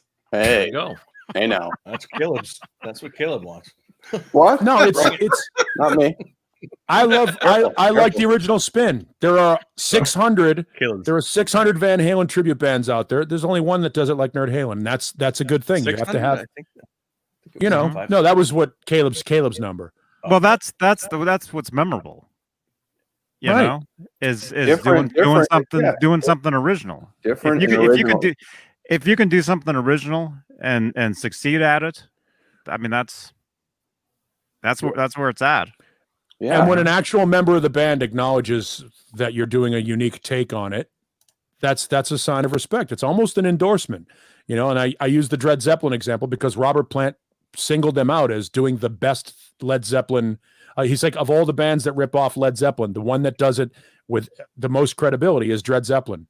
And for those that don't know what Dred They were Zeppelin one of the is, first, weren't they? I mean, they were great. early For 80s. those people that don't know what that is, it was a Led Zeppelin cover band with an Elvis impersonator. So they would mash up, long before there was such a thing as mashups, they would mash up Elvis and Zeppelin music, and the singer would sing all Zeppelin songs as if he were Elvis Presley. It was a Right. hilarious show. We opened last year for a band called Elvis Simmons. Perfect. And with 2 S's, and it's this fat guy who's in an Elvis outfit, but he's got his face painted like Gene. Perfect. And he does like the hybrid. It's insane. Oh, It's hilarious. I thought it was going to be Elvis and Richard Simmons. No, Okay. no, they were great, hilarious, and it was it was perfect. Who would you rather see? Elvis Simmons. Would you rather see it be Elvis and Gene Simmons, or Elvis and Richard Simmons? Come on. Well, Yeah. Gene Simmons would like to be Gene. paid a nominal fee for that. But yeah, it's nuts, man. I'm Oh my gosh! I'm experiencing some hate. That's a sign of success right there, is what that is. It is, and I'm learning that, and the more success we have, the more hate is coming our way. There you Yeah. go. Look at that. Oh, that's good. That's good. He's really funny. That's really good. It was really funny. He really fills out that uniform. And they have That's like great, 12. They have like 12 people on stage too. It's just amazing. Oh, No, it's the same thing with what's the band that the other band that your guys is it the Commercials? Is that what the name of the band was? The Remotes, yeah, The Remotes. I apologize. yeah. And Jeff's in I- that band too. Jeff's Jeff. band, yeah, the Remotes. I thought that was a great concept. I think it's hilarious. I think if you're going to do something like that, make it memorable, because somebody says, "Hey, who's playing tomorrow night?" Elvis. I'm going. I'm there. Because all you have to do is describe it to somebody. Look at Jay right now. You just describe it to somebody. no, A fat guy in an Elvis suit. I just met. Yeah, but that's what I'm talking about. But I just messaged John. Oh, that's horrible. We can't say that, but yeah. No, Are you Do I know? I kind of know. Never mind. Wow. Yeah. Anyway. Yo, read Bent Tom's Who Can Do a Good Frank Rizzo. I worked in healthcare for 20 years. You got any warnings? If there's only somebody we knew that had a New York accent. Got any warnings? I know the company Was where that Jerky Boys? Yes. Was that Jerky Boys? Let's just say this. All right, there, fruitcake. Sizzle chest. Yeah. Sizzle chest. Yeah, that's stuff we listen to in the van. Oh, it's so That's good. for sure. Oh my god. Well, unfortunately, local band drama continues. Even when you're in your 50s, you still deal with children. Can't get away from it. Right, and you know what's crazy? It's not even my band that this happened to. I mean, that I know of. He's probably done that in the last year to our band, but just because these are my friends, you know. I mean, you know, I'm very loyal, and I love Jeff like a brother. So when he showed me that text, I was just like, I started to, you know, steam up. It was just like, wow, this guy, because I knew already that he was dirty, and you know, people, you know, it's like during COVID, dude, you're trying to swipe gigs, bro. Oh, John is gonna get. You know? Oh, the C word. Yeah. Oh, sorry. Yeah, during this crap, you're gonna try and do that to people, like people. Wow, that's gnarly. The ball's on you, son. The ball's on desperation. It's desperation, is what it is. Garbage. It really is garbage. Anyway. I thought, like when you started the story, I was like, well, I'm sure, you know, Nerd Halen was probably set to play someplace, and you know, Faster Pussycat or somebody needed a gig, and you got bumped for that, and that's completely understandable. No, you know what I thought he was gonna say when he said that, you know, two of the members are in another band, another Nerd Halen tribute. Now we got that. Amazing. For the Van Halen tribute, I thought, for part of me was thinking, there's no way that Nerd Halen had a gig and the other band that the two members are in tried to bump Nerd Halen. That would be interesting. There might be an ad out in the paper. No, that's not happening. That'd be funny, huh? Yeah, that would. Well, you could always do the Black Label Society Iron Maiden thing and just witness some random people tomatoing a band. Oof. I always find grapings are fun. We used to do drive-by grapings, which is where you would pull up in a car and everybody had slingshots with grapes. Right. And then just drive away. Also egging houses was the. But where were the grapes before they were loaded? No, they were just warm grapes. They couldn't be cold. If you freeze them, it's mean. Yeah. If you freeze them, it's mean. But you got to be very careful because you can't squeeze the grapes so they'll break. You got to make sure that they're just ripe enough so that when they hit you, you got to leave them out for a day or two out in the sun, and then yeah. You know. So that looks like this Zapruder film when you get hit with all these grapes. You don't want them to be raisins. Yeah, well, there's a fine line between raisins and stale grapes. And it's a minor thing. It's a minor thing that doesn't really hurt anybody, but it sort of gets your point across. All right. Let me mischievous. Good to know. Down. Dude, just some fart powder on the stage, or a stink bomb. Yeah. That actually might be a federal offense, because that could cause might be against the law. Yeah, that's I don't know. Maybe Great White might go. Not a good idea. Yeah. No, I think I should just pose as fan man and just drop in on their set. No, man. For Van Halen, right? Just drop in like it's you really should in the whole getup. Riddick Bowe or whatever. Dude, you should remember that shit. Yeah, I saw it. Yeah, I was at a bar watching. I was like, what the hell? Most incredible moment ever. Oh, he could have killed people. And that would be great because it would be a Van Halen interruption. Dude, just set up in the parking lot and play as soon as those guys go on. Yeah. So show up with a flatbed. Show up with a flatbed. Yep. Yes. Flatbed, Honda generator, everything is all set to go, and just play in the parking lot for free. Huge Everywhere sound they system. play. And when you see them walking in, you go, hey, what time you guys play tonight? 9 o'clock? Hey guys, we're going on at 9.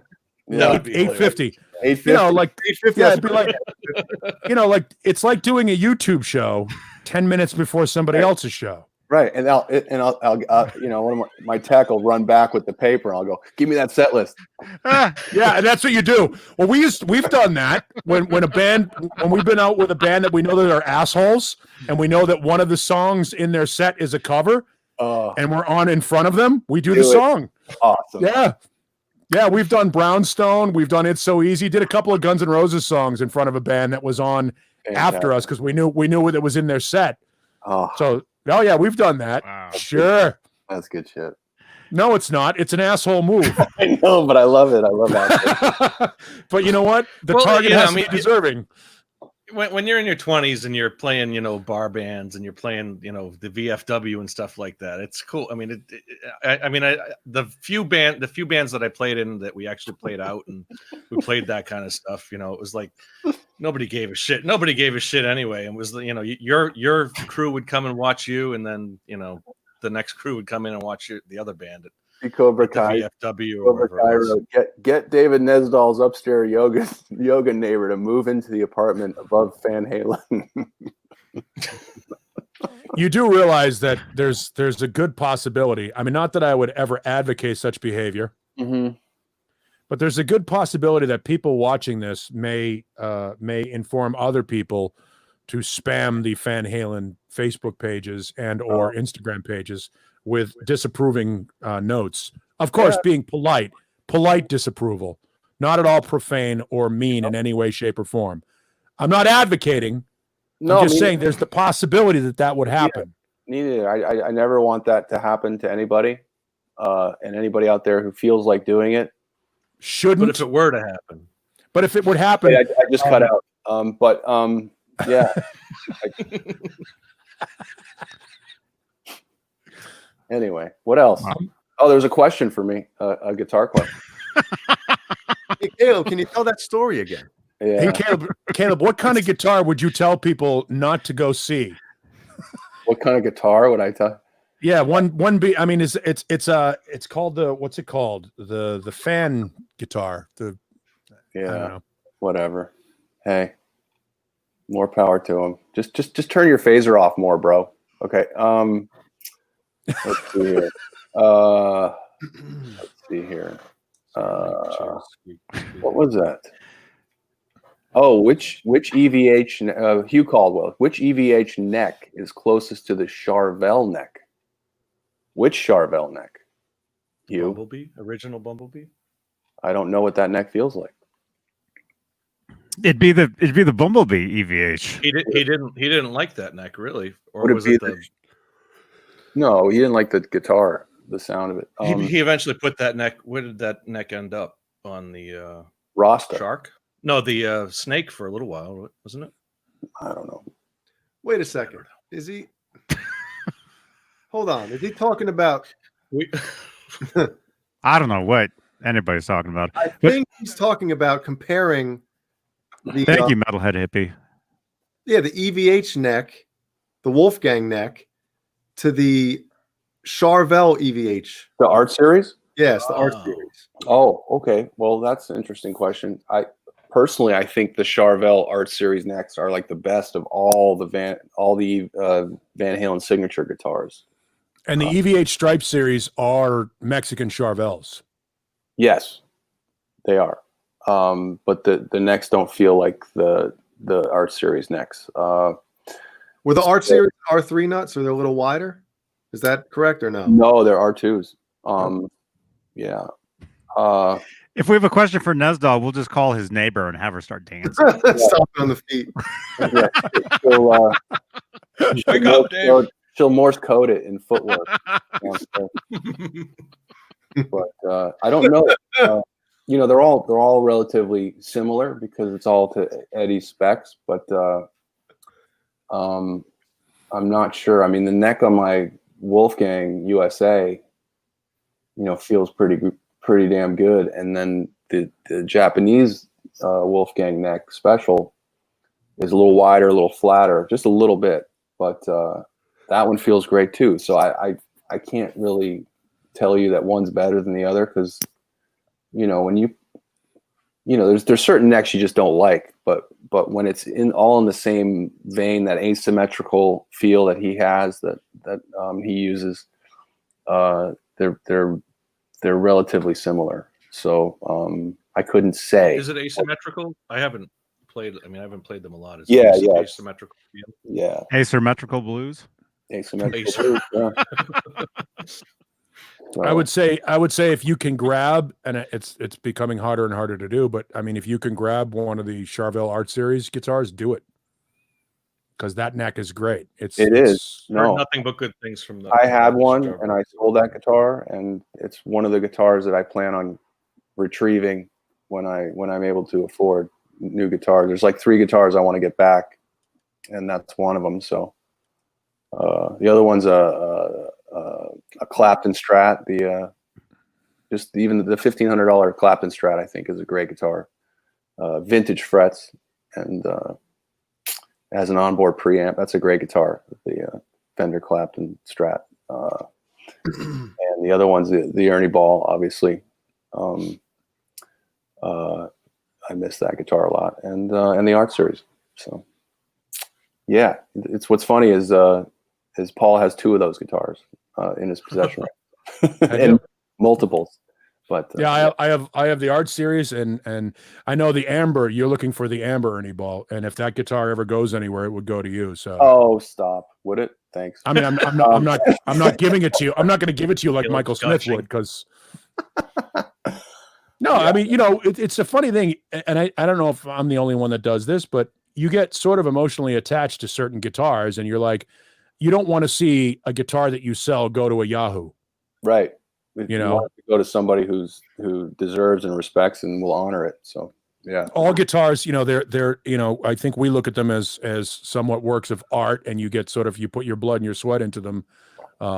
And it's like anything else that's been yours. You still feel like you retain a piece of ownership even when you sell it to somebody. Well, and if a guitar belongs somewhere, it's like, I don't have a big enough collection that any of my guitars belong anywhere but with me.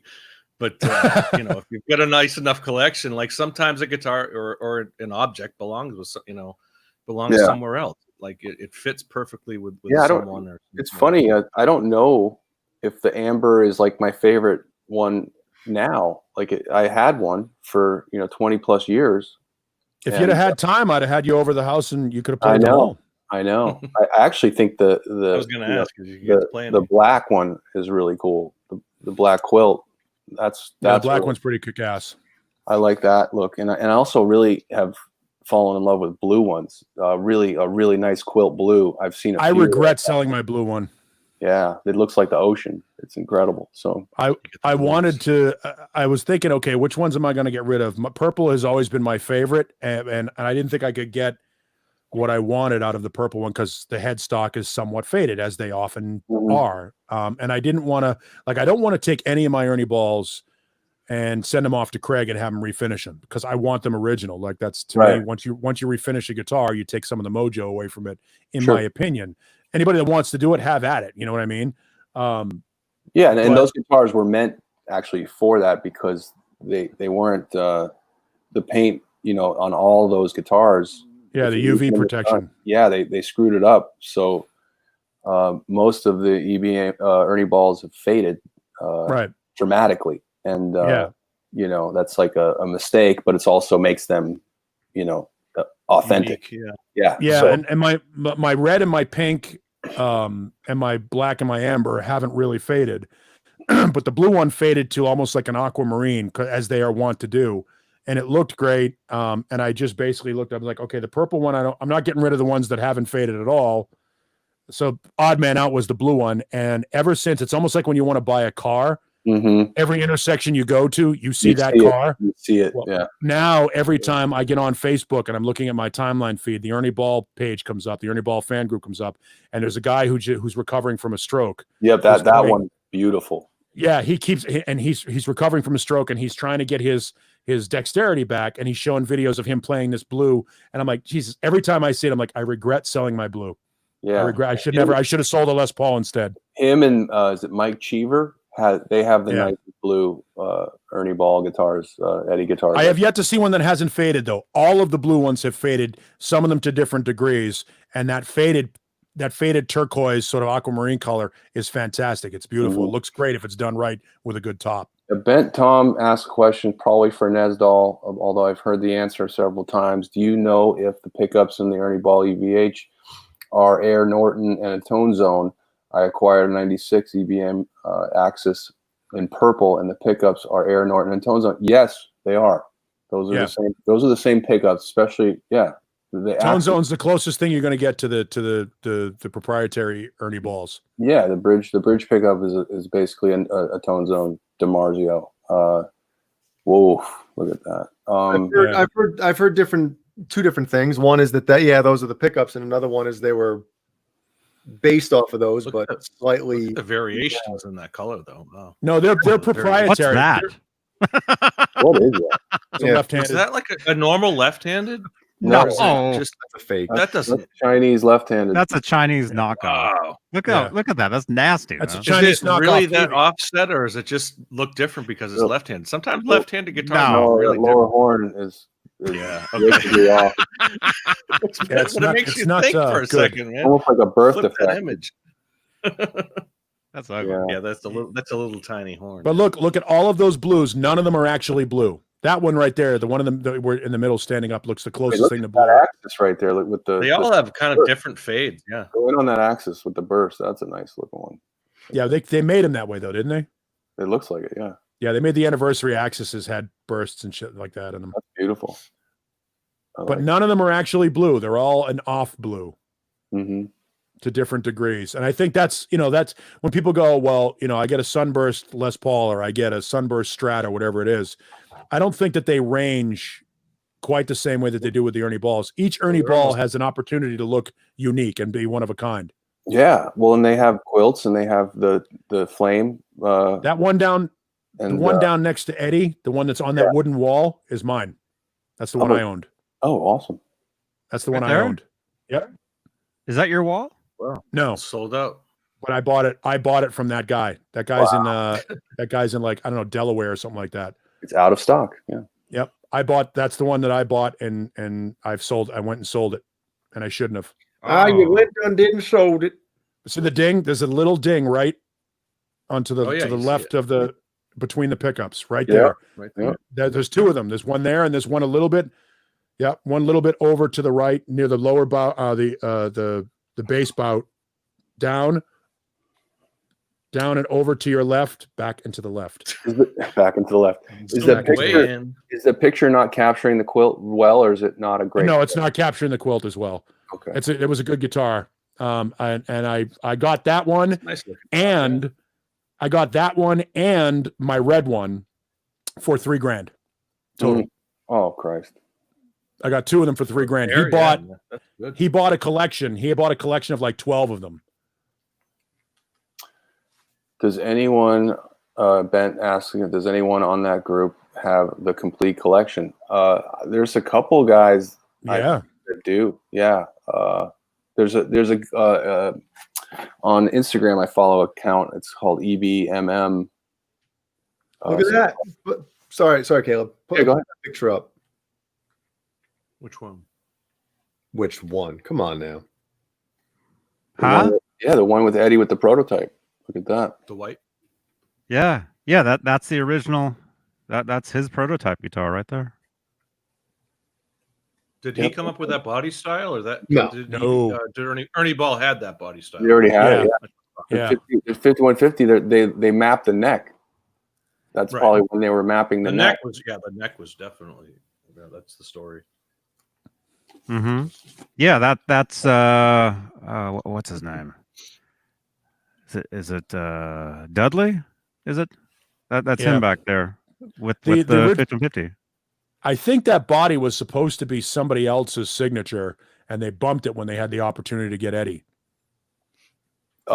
Here's the account I was talking about. What's it called? It's called EBMM EVH. Oh, there you go. This guy has, I think he's got every one of them. And he's like the big EB Ernie Ball Music Man head. He's got everything, and he's constantly selling stuff too. So if you're interested, check it out. I was looking at getting it. I almost bought an Ernie Ball natural top, but the natural top and the amber top are so close that I stayed away from it and just stayed with the amber. Like those? Yeah, I mean, they look like they could be the same guitar almost. Yeah, I go back and forth. I think the quilt's beautiful, and then I'm like, I see the flame, and it's just sick. Look at this. The orange one, like the one that I have, is similar to the one on the right there. Yeah, it's faded, and it kind of fades to look. I mean, not totally like a natural, but it's much lighter than it used to be. Is there binding on? Is there binding on either of those? Yes. Yeah. All of them, because they're black around the sides and the back. Now let me ask you this: Did Eddie want his main guitar to be that color, or they just made him a bunch, and he played them and was like, "This one plays the best, whatever color it is. I don't give a shit." Well, yeah. Would you pick the yellow one? Would you pick the color that he? What if the one that you liked the best was a friggin' pink one? Next thing you know, Eddie Van Halen's playing. Yeah, he did have a pink one. Yeah, but I'm just saying, what if that was his main? I mean, he went from the 5150 to the Ernie Ball, and he did a photo shoot. Yes, he did a photo shoot for Musician Magazine. It was a story. It was a story about him at NAMM, and he's holding. Was it a pink one or a red one? Yeah, I think it's a pink. Well, I think it's pinkish. The pink one was the one where he's. I forget who the guy is right next to him. There's a guy. It's if you go to I think it was Rockstar Guitars was the website. Yeah, and I remember because I took a copy of that picture because my pink is one of the first ones made, and has a silver signature instead of a black signature. And people tried to tell me that my pink one is fake because the signature doesn't match. They didn't realize that the signatures were different in the beginning. Yeah, Paul, you got a good amber quilt there, bud. Yeah, that's the amber one. Wow. Sickness. So yeah, that quilt looks nice. Look at those pickups. They're disappearing like Eddie Van Halen. Yeah. But the first pink ones had the silver signature, and then later on they made them black. And the picture of Eddie Van Halen with one of the first pink prototypes has the silver signature. That's the only reason why I know that he did that photo shoot. Yeah, I know. I also know that he got a red one, the amber, and they don't have signatures on them. Yeah, for that original photo shoot that he did in 5150. Yep. And those are probably the ones that came early. And there's also another shot of him outside with the car. He's got one that says Axis on it. In that one, and that's a natural. And the Axis, that was the original name for the guitar. They went back to it after he left. Right. So he's got that one, and that looks like another prototype. Was it called that body? Was it that body style? Was the Axis before it was the? Yeah. Yes. Yeah. They had the name before they. Johnny, find that picture. You know which one I'm talking about. Yeah, I mean, I would think. Yeah, it was the pre-EVH Axis must be worth something. That picture was used for a cover for a young guitar magazine. Oh, they didn't sell it though. They didn't sell the Axis before. No. Oh, okay. So no, but for people that don't know, they do have the Axis. The Axis EX is available as an import in Japan, and the Axis EX is essentially the same exact guitar as the Music Man Van Halen with no signature on the headstock. Right. Because they had leftovers. Yeah, they had all the back stock and everything after Eddie abruptly severed ties with Ernie Ball for a great story. If you ever want to know, I'm not going to say. I wish I'd known that in the day back in the allegations. Day, there are some allegations. Yeah, some allegations. But they sent all the backstock of those guitars to Japan, to their factory in Japan, to have them produced there, and then they sold them as the Axis EX. So it's basically the EVA. It has the pickup selector on the lower horn, without the signature on the headstock. And yeah, I remember And seeing it doesn't in- have in the San Luis Musician Friend Obispo and stamp all on the back. right. And looking like, yeah, it's the same guitar, but is it really, is it really the same? And it really Yes. was. I wish I It had is. bought It's one back in exactly the day, same. man. 'Cause they were affordable after you can save the about name came off of it. you can save about $800, $900 if you find those on Reverb too. Molly Look, has one for sale. Molly has a white one for sale right now. yeah, look at that. That one's got black hardware in the What's on that the car headstock. he's sitting on? And it looks like Oh, binding Mini. too. An old Mini. Like a Fiat or a Mini? Looks like Oh, black it's a Mini. binding. Yeah. Who Wow. knows? He might have recorded the record on that, so we don't know. That's true. Yeah. Isn't Mhm. that crazy? He had an unfinished one. He had one that was totally unfinished Is that it? that he was using. That That looks unfinished. might be it. When I've did seen- he get the first prototype? I've seen other pictures. Let me see. So what did they record Judgment? Did he record Judgment Day first, and then they brought that? Right, because Judgment Day is supposed to be on 5150. Judgment was the 5150. Yeah. Look at us, dude. Nerds. No, Yeah, don't. when, Even the fact that I want to know that is like, what's the date that he got Yeah, his but you know what? I mean- endorsement? I want to know when Music Man started. When's the thought last first came into time? their head. When's the last time we actually did a Straturday night show that's focused on guitars? Right? Van Halen. At least, yeah, we're on track. Van Halen.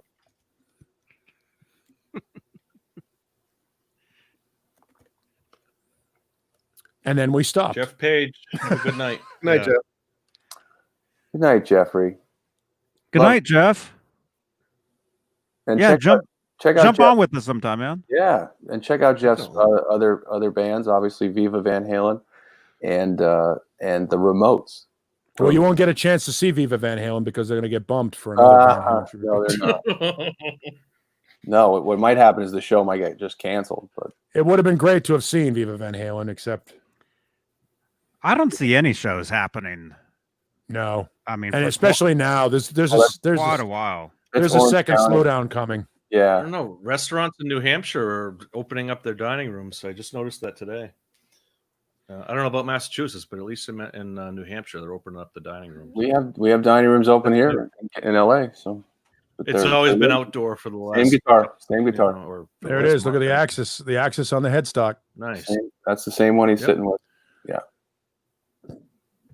Yeah, so maybe he did record or at least some of the record with that. Yeah, you can tell just by his face that he's recording a record.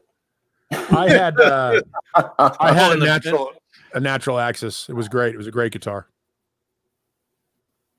Did he change the pickup orientation, or is that Oh, which right. was the way that Music Band? Which was the way that Music Band? Look- uh, Look how they look like they're chiseled out. Yeah, it does. because that's Yeah, he changed didn't it. he flip it? Flip the Yeah, bridge. but then it wasn't flipped. So And look, and then it wasn't. yeah, it's flipped. It's flipped. because he did the flipping later. He did like several years with Yeah. the right Yeah, it was always like black to black or white to white. Yeah. Was it? white to white. Yeah. Yeah. The way that the picture looks, it looks like the guitar is like they didn't like sand it yet. It looks like it's all choppy. You Yeah. know? Yeah. Well, it's a really grainy. The picture's really grainy. Particle board or something. Particle board.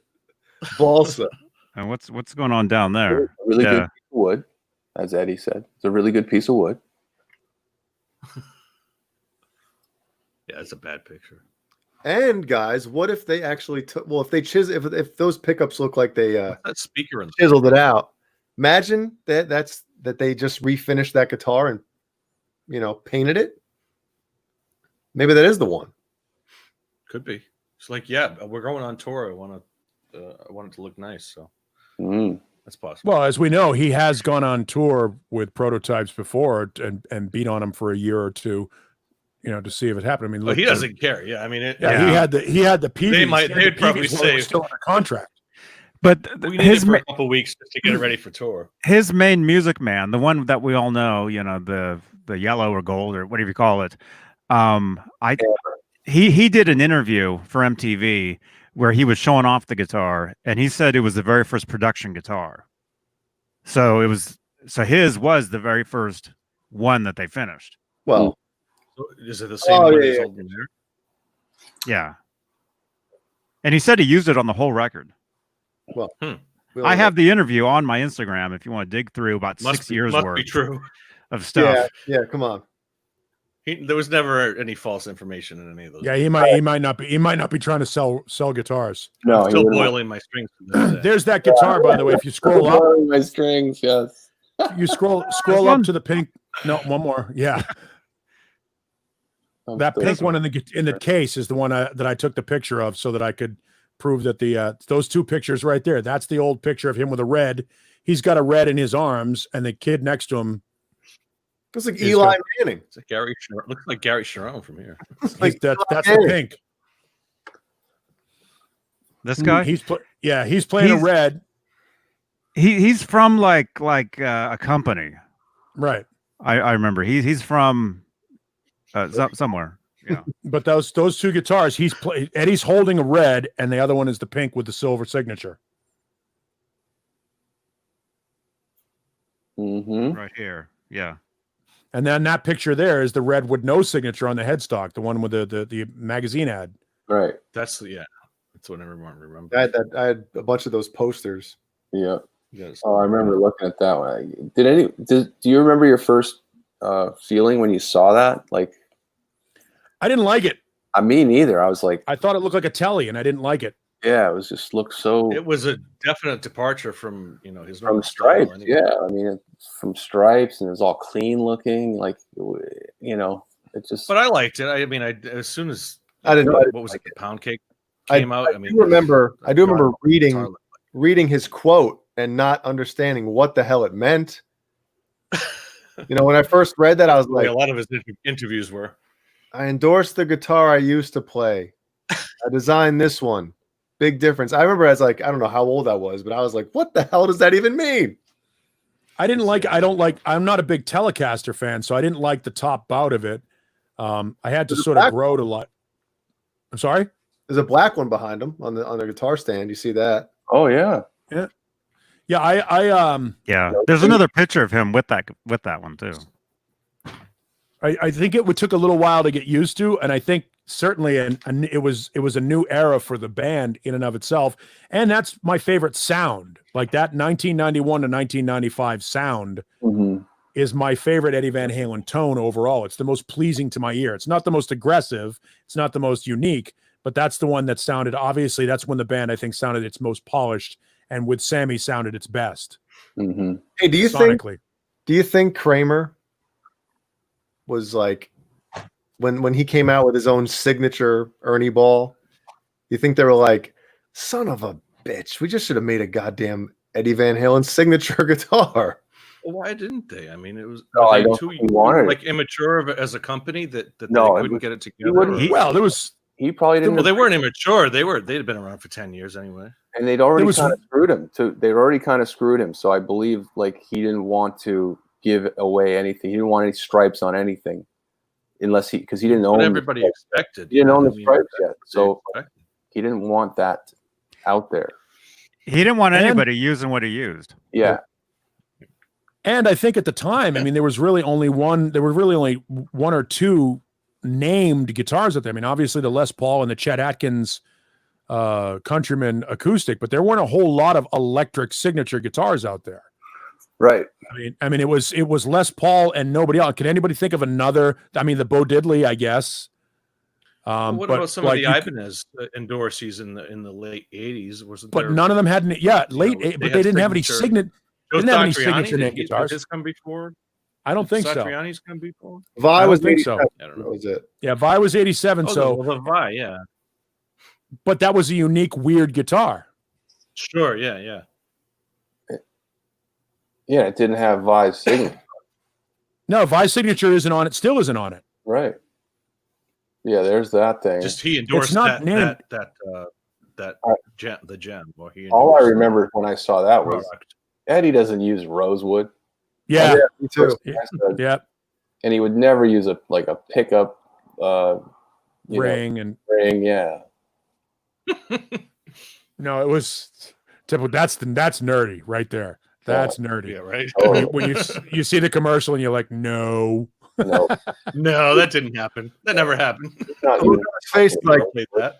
the look on the face is like on his face is like you know no one's gonna believe that I play this guitar, right? He's had a few ads like that though, aren't there? Some that were like even photoshopped with different. I don't know. Was it Kramer or? He has the No Bozos T-shirt. I have the No Bozos book. Mm-hmm. Love the No Bozos. I have the book. No Bozos pick somewhere. Let me see. Yeah. Yeah, it's like he's like thinking to himself, I'm literally never gonna play a non-maple neck for another 27 years. And now he doesn't touch maple necks at Right. all. Now it's all ebony.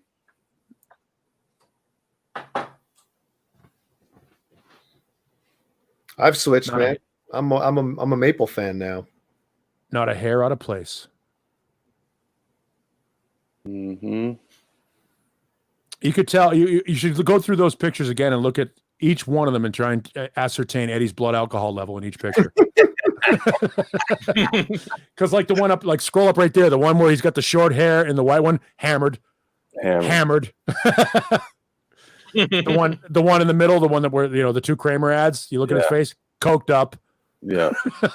Yeah, bumped. Yep.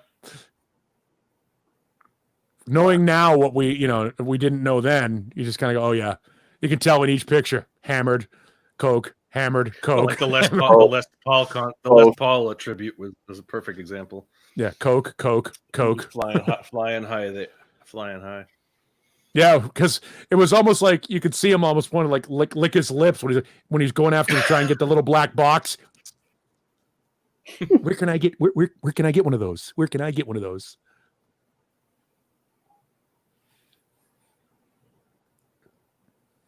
Mm.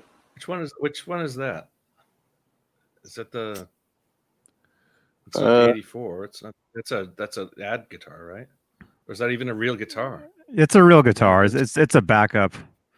It was probably one of the like a giveaway.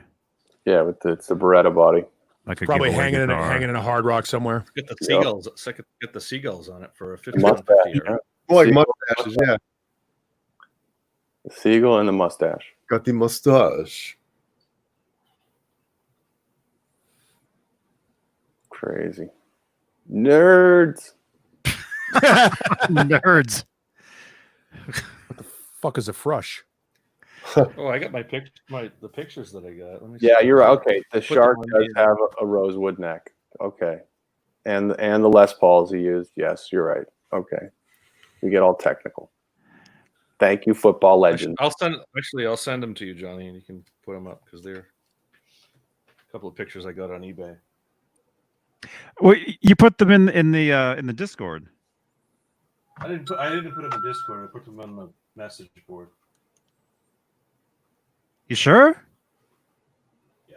What message board? I don't know if they're like appropriate to post. What are you Like, should I talking about? post them because they're kind of like eBay? They're like one of a kind. Message. No, they're not. Those are prints. Bulletin board. Prince. Those aren't They're one of a eBay kind. The guy who's selling those is selling like prints of those. Well, yeah, but Like if I anybody put can them buy up them. on- Prince in the new but if I power put them up, generation. anyone can get them. But Isn't you that no, what first? I don't know where I put them. you put them in the Discord. I remember. No, I don't think I put them in Discord. It was Wasn't it- here? Wasn't it Prince in the new power generation at one point? Yeah. Yeah. After the revolution. Oh, it was And after that- the revolution. And then Yeah. it was Pepsi, the choice of a new generation. And then, We and will then there not was bow to any sponsor. then there was Crystal Pepsi, which was a huge mistake, and yet Mm. Van Halen got paid on it. Yep. the new power generation. Remember Diamonds and Pearls. God.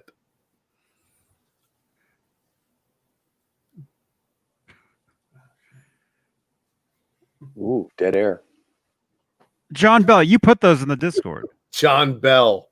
Oh, maybe I did. I don't know. John Bell. Is it two diver down pictures? Yeah, they were just staged like. You full put them in the arena Discord that. like 5 days ago. I I'm only looking got at them. Like 4 I'm days looking ago. at them. All right. John Bell. Well then, pull up the Discord. How much did you pay for this though? Because this picture is kind of far away. I mean, it's really far away. How much did you pay Dude, for that? It's a cool picture, man. I think. Do I have to say? I mean, I think You it's a can't even great see picture. them. That's an awesome. I think that's a cool photo. Yeah, but it's a whole picture of the whole arena, man. That's the whole stage and the whole that would be arena. cool. Like You don't have to buy it, Johnny. You don't have to have it.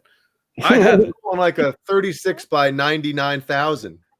Like your Yeah. whole It's a whatever 12 by 8 picture. It's a real photograph. Though. I mean, it's Barely see Alex, man. Sucks. Damn. Can't even see Alex for crying out loud. Yeah. Well, I know you really love the stage shots, and I you like can the see stage photos. like yeah. how many I mean, people are there. Look at it's a that. cool shot. And see, that's what's crazy, man. That's what's insane. Is That's these from days? my iPhone. That's I took a picture of the picture with my iPhone, so I mean, it's not a great Oh, you did? representation of it. Yeah. So it's that's a not the- picture of a not- picture. You had an iPhone I've back held the then? picture up several times. Here you go. You know, Oh, look at that. that's the actual photograph. So I mean, the one that I put online was just a picture of a picture. Can you buy bigger prints or no?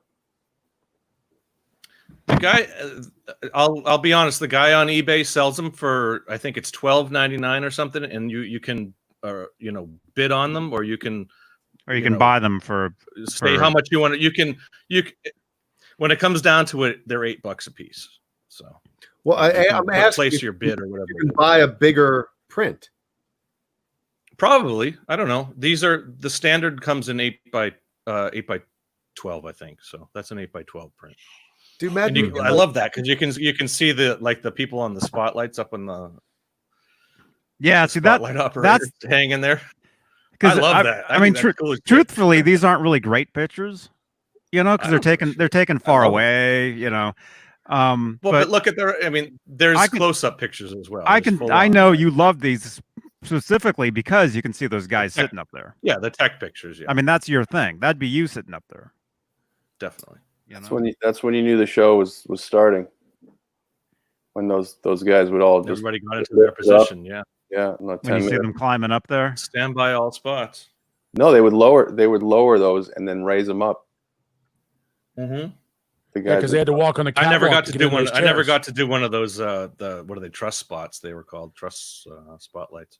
I always did like the arena spot, like from the back. Were those I only Lico did arena spots? spots a couple of times.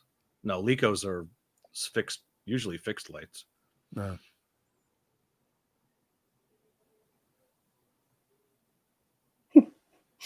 Yeah, I got a few more coming, so I'll show you some more next week. They all had to suffer the wrath of Roth Wrath of Roth. because he knew exactly like who was messing up every night. And it couldn't have been pleasant being sitting up there for 2 hours. Just no, like, What if they'd use the baking bathroom? right? Oh, What do yeah. they do? They piss Well, I told you well, this- They can't. You can't even piss in a bottle because people will see you. I told you the story of his assistant Christine, right? When it was like 98 and he was doing the DLR band record, which was basically, it was a Jerry Maguire situation. And It was the one with Betty? yeah, Betty Page. Betty Page, I think. It's the one John Lowry played on, the first record John Lowry played on. I'm still waiting to hear the second one. It'd be nice to hear it.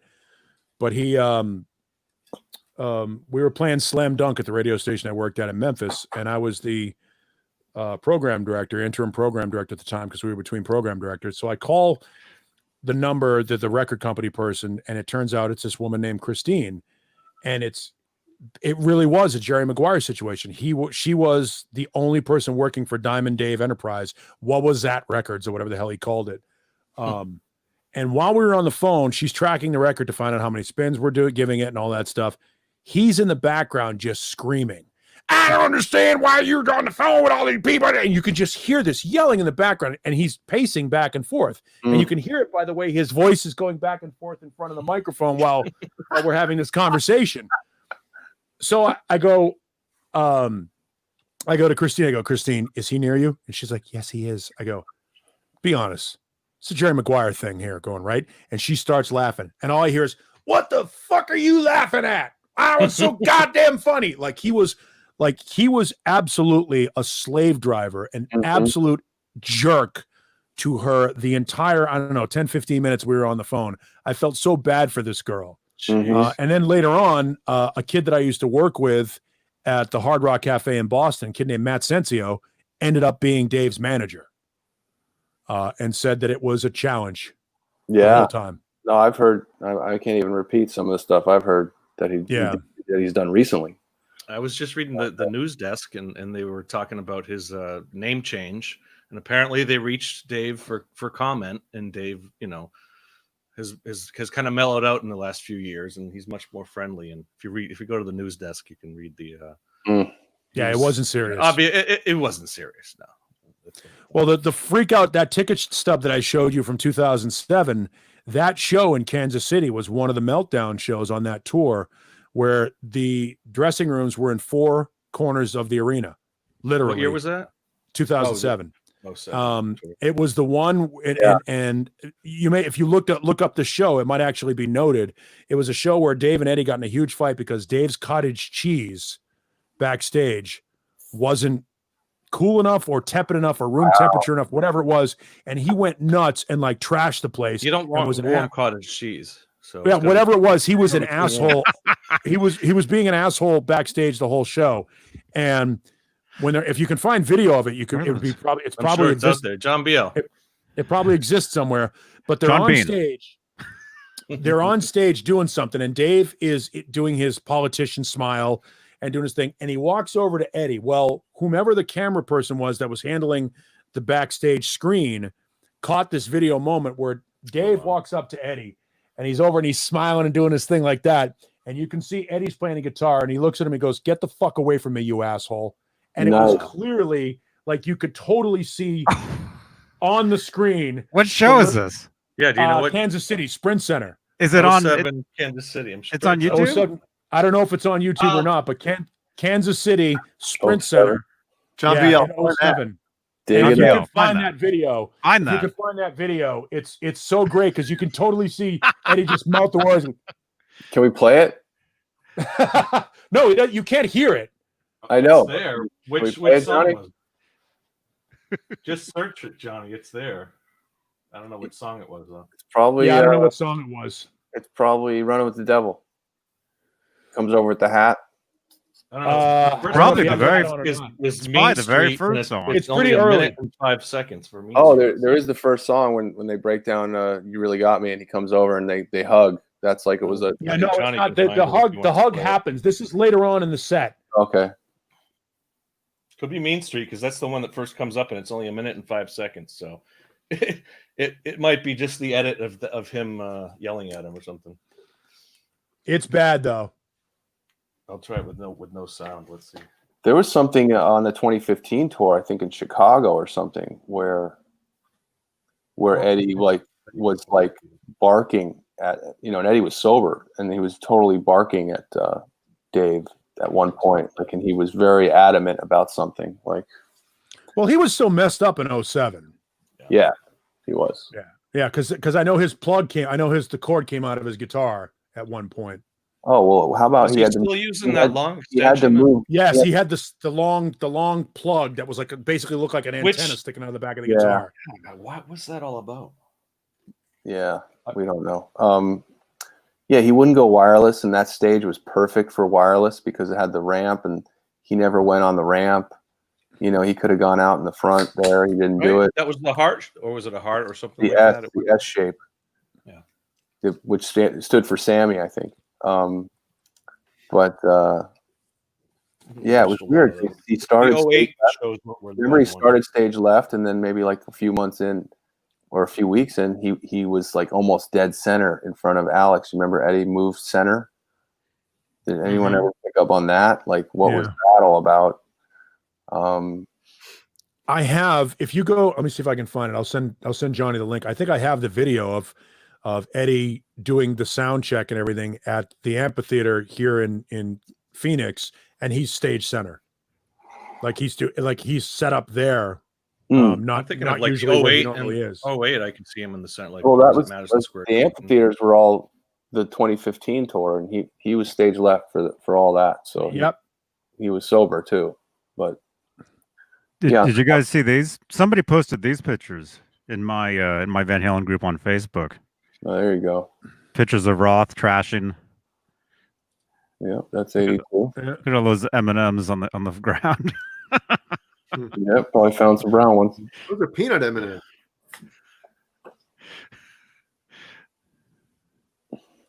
Was that from a magazine shoot, or was that like just a? I don't know. It looks like stuff? it looks like just regular Definitely. pictures. It looked like at least a hotel room, because that's like stock furniture. You know. Yeah. Somebody Stock posted furniture. these in my Let's group. set up a about shot. to go on. That's his Big that's his outfit. He's about to go on for Diver Down. So It could be a backstage. Yeah, it could be like an arena. it could be from maybe the Life magazine shoot.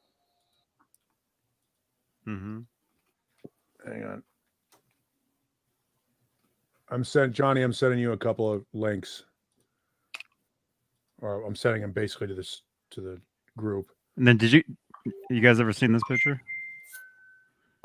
I saw this years and years ago, and somebody it was posted somewhere. Whoa. You ever seen that? No. Yeah. Wow. That's like I've seen that one. 1965 or something. It's got to be America, obviously. Yep. Pasadena. America. America? Wow. America. Jan's got a nice car. That is a nice car. Ford That's like Fairlane? that's Looks like a muscle Fairlane car or a right there. Falcon. Man,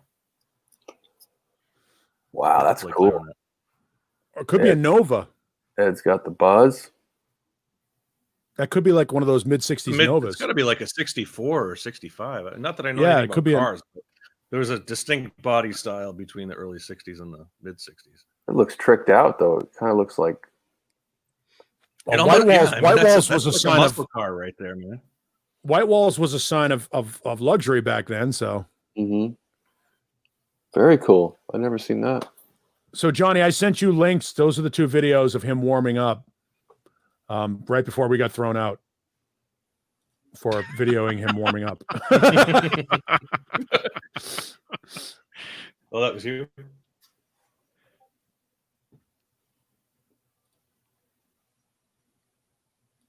Yeah, we were back in by the soundboard trying to. Well, Eddie was probably center just because Dave never did. No, he didn't do any of the sound checks. No, he didn't. So, but that was also it was the first time I really got a chance to see him play a stealth. Mm-hmm. Yeah, that was where you heard them play like the deeper cuts or yeah, he would play a different guitar or something in the sound check. They did it like Out of Love Again or something for the sound check, which was awesome. Sounds good. Man, that guitar tone. Yeah. Mm-hmm. Yeah, and the videos they're really far away, so you really can't see anything. You can just hear it. Johnny doesn't like it when it's far away. So nobody we couldn't really walk down to the front barrier and hold up my iPhone and go, "Hey, Eddie." You know, we were walking and stopping quietly and sort of having a conversation while my phone was pointed at the stage. You notice there's nobody in the arena, so it's pretty clear who's filming. Well, and which tour was it where they allowed anybody to come in and tape too? Wasn't there? I think it was like maybe the 12 or both the 12 and the 15. No, it was the 15. The 15 tour was could... when they had they did the meet and greet. The fan club meet and greet could come in and watch them do a sound check. But they kind of said like they don't care bounced. if people have video. Yes. Yeah. Well, there was one tour when they didn't care if people had video in the crowd or anything. I mean, and it was kind of, that was like the big appeal, like to us fans before we heard it. Like anybody can go in and bring your camcorder, and it's you can get. But then I think each arena was different, and they denied a lot of people.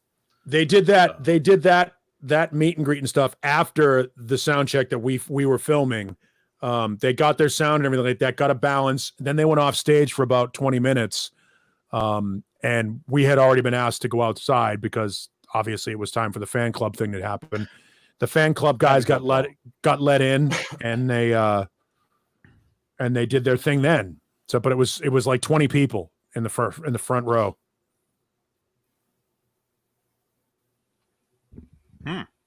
Cool. Nice.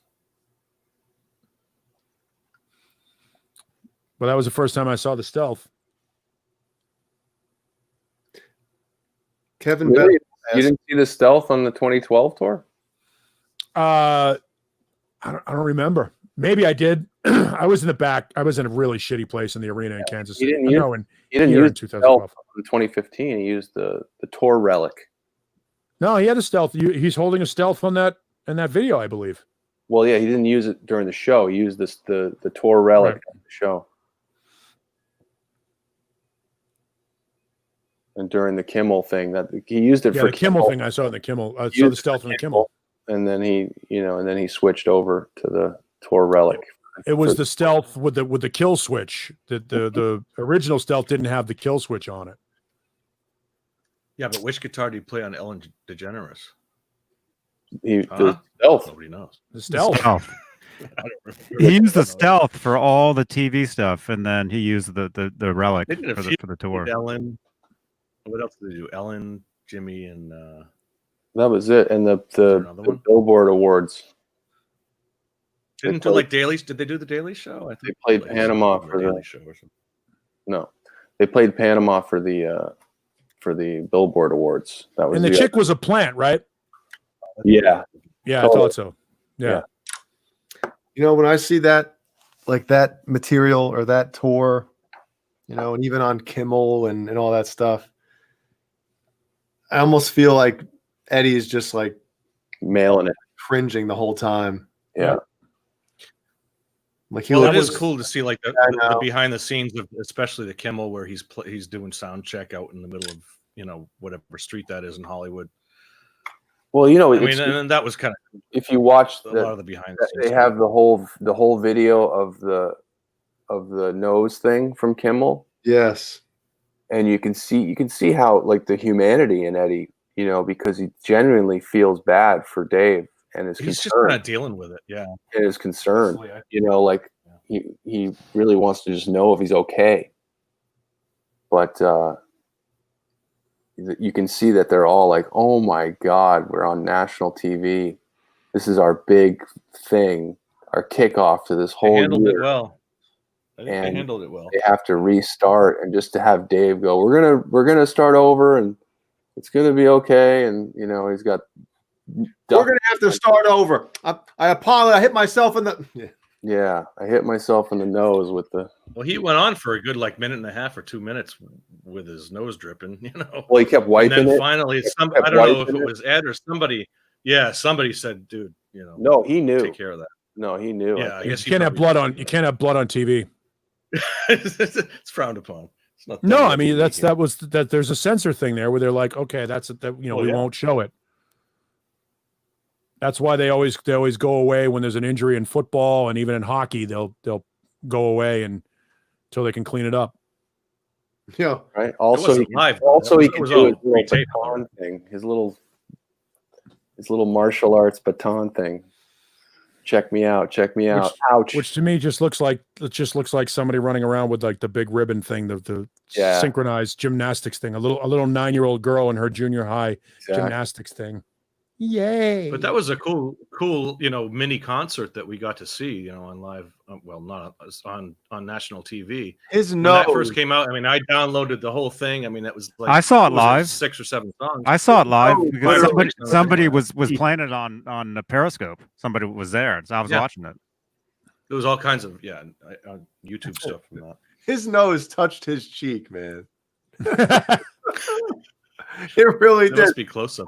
Slow motion of all that. People shows the back and forth the scrub. He scrubs it, and you see it. Ba-bow, ba-bow, ba-bow, ba-bow. I don't know if I've seen that part. Yeah. Bow.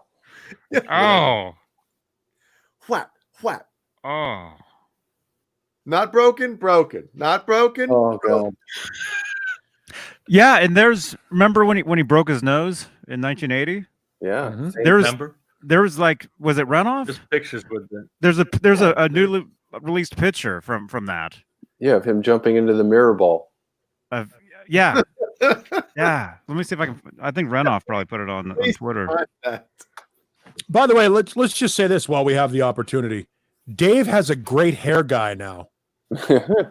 His hair guy is good. The new hair looks fantastic. It looks almost real. New as of when? Because he looked all right on the 12. As of the beginning, the beginning of this new tour, he's got a new hair guy. Mm. It looks way more natural. I feel like there was a lot of pictures of Dave with his nose taped up. Here, John, you've never seen this, John, because you're not on Twitter. Because I'm not privy. Yeah, you gotta join Twitter, man, so I can tag you in the stuff. Don't join Twitter, John. Don't join I Twitter. don't know what it is. Stay away. Stay away. Waste of time. Poison. I literally have I have an Instagram page, and I have made one post in, I don't know, 7 years or whatever it is.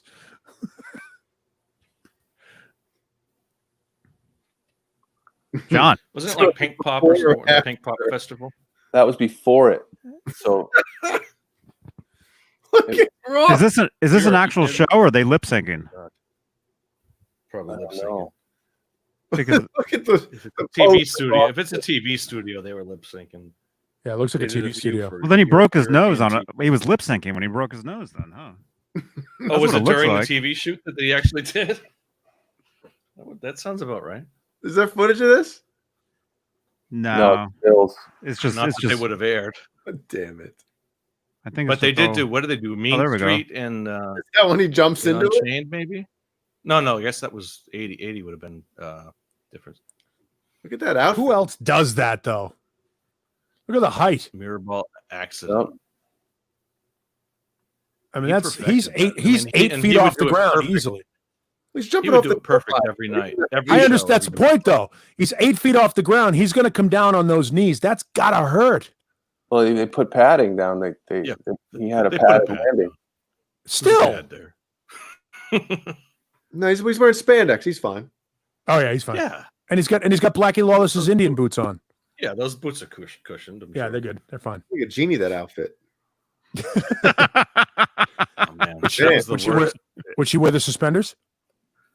All he needs is those the big what was the big fluffy around the boots, the big fluffy boots there. strutting Poodle around boots. with damn things. His poodle boots. Yeah. Moon boots. Here you go. Man boots. Isolate. Isolate.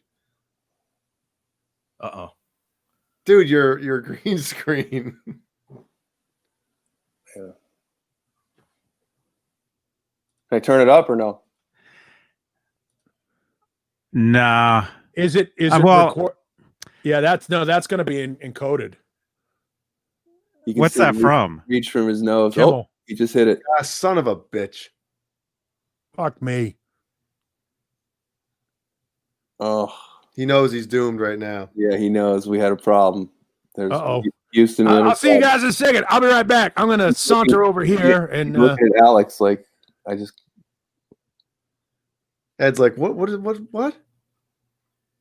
Oh, and Dave's like, I'm going to go through it. I'm going to do it. Sammy's Dave, pull up right, your- man. That Roth is goofy. Still Yeah. love the guy. Oh, of course. In my There's opinion, only one. he was the best front man of all time. But not Not that night. No. Yeah. I'm actually one of the few people I think I liked. I actually liked the dance floor and him doing the shuffle and sort of because I would rather that see. performance was great. I mean, Yeah, you know, what they broadcast anyway. I'd rather see Dave do that and do like sort of the dancing, the shuffle dancing and stuff with the girl, the samba and stuff like that, than 60-something-year-old David Lee Roth riding an inflatable microphone. Sure. You know what I mean? I think he has done a good job of Each sort of one, yeah. redefining his onstage character, from being, the sort of wild man to sort of a smooth elderly guy. The suspenders and the scally cap. Kind of like the It's lounge, a little bit of the style lounge to kind it. of thing too. It's yeah. I mean, it's a cross between Diamond Dave and like a lounge. Oh, Yeah. It's the just lounge. keeps wiping his face. He just keeps wiping. Not nothing bad to the yeah. I mean, I've watched that several times too. Yeah. I will tell you though, Finally, on he the figures it out. on the Your Filthy Little Mouth tour, when I saw him at Avalon in Boston, he looked like John Mellencamp. He had the white button-down shirt and the little vest, and it was just a bad visual for Dave. Yeah, there was a Paul, the Sam and Dave era. Is anybody else hearing that popping / clipping clicking when Paul talks, or is it just me? Am I clipping? Well, something's happening. Not when there's no talking. Like when Paul talks, you can hear. I'm hearing it from you too. It's just you, Jay. I hear Jay. No, because I hear Jay clipping too. Of course, the silence isn't helping. Yeah. Oh, right there. I think I just heard a pop. I hear you popping as well. I'm popping. Yeah. It's your interface or whatever you're using. This is all right. I'll jump out and come back. See ya. I'm thinking of the podcast. What's the button for podcast? There isn't one. We gotta find one. There never was one. Although this is a podcast. The owl wasn't the owl or something. Oh yeah, well, the owl was for something. I like that. Oh, Yeah. I don't know what that was. Podcast. Don't forget this. Oh, the Discord is popping, man. A lot of people are over there now, which Jay and I are probably in tune. is awesome. I'm out of tune with look, Eddie. This is when Eddie realizes it. What? Do we have three different Look. tones here? What Yeah. happened? You saw his face. What happened? Yeah. And then they just jammed. We got a jam, from them for a good. Yeah, they whatever, vamped 3 or 4 them minutes. The middle of It was cool. Yeah. Panama for like 7 minutes. Yeah. That was a bonus. Oh, Yep. Eddie was like, "What? What happened? You know what Eddie was thinking, though.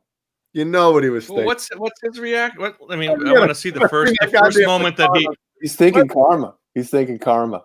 No, he's like, why is I want to see that first moment where he's like, "Oh crap," or is he just like typical? No, he's probably like, why is he got to bring that goddamn baton on stage with He him? obviously, he dealt with it well. So What's he gonna do? it's at least it wasn't live TV. They got a second chance at it. Oh, I wish it was. Oh, he would have kept going. It would have been cool. It would have been rock and roll. The bloody nose, David Lee Roth, or they would have cut it because of the blood. Hmm. What happened to Paul? His sound was messed up, supposedly. Oh, Yeah. It was. It started a few minutes ago. I noticed it. Oh, sounded fine to me.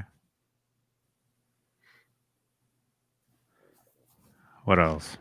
yeah, the whole sword routine. That was, that was always a mainstay. When did he? It was at Everybody Wants Some. 84. 80 that he started that. 84. He did in 82. He did in the US Festival in 82. I think He did it. He did it in 80. What? Us Festival 82. No, he did it in 82 and in the US Oh. Festival. So he was doing it that, or at least back in 82.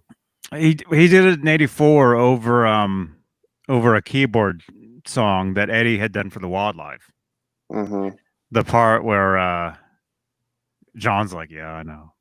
No, then didn't they go into Everybody Wants Some, or that was what they did in 83, and at least in the US Festival. I don't know. Everybody This is Wants Some. nerdy. Hey, you know what I was just thinking? Have there ever been any like public feuds between like tribute bands? This we could be onto something here, boy. Good movie. It's a good movie. Just go viral. Yeah. And it would be clickbait too, because the cover would be like a bunch of guys dressed up as Van Halen, like fighting each other, like Eddie punching Eddie and stuff.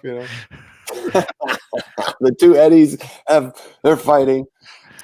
The Michael Anthony's rolling around on the ground on their bases. Right. Paul, The two Alex beating each other with sticks. the two Alexes are in the neck braces. Yeah. And there's Wolfgang and Michael Anthony. Michael Anthony has no chance. Does it sound better? Mark Stone. I don't know. Does it sound better? Mark Stone. It never sounded weird to me. Yeah. Well, Jay's high.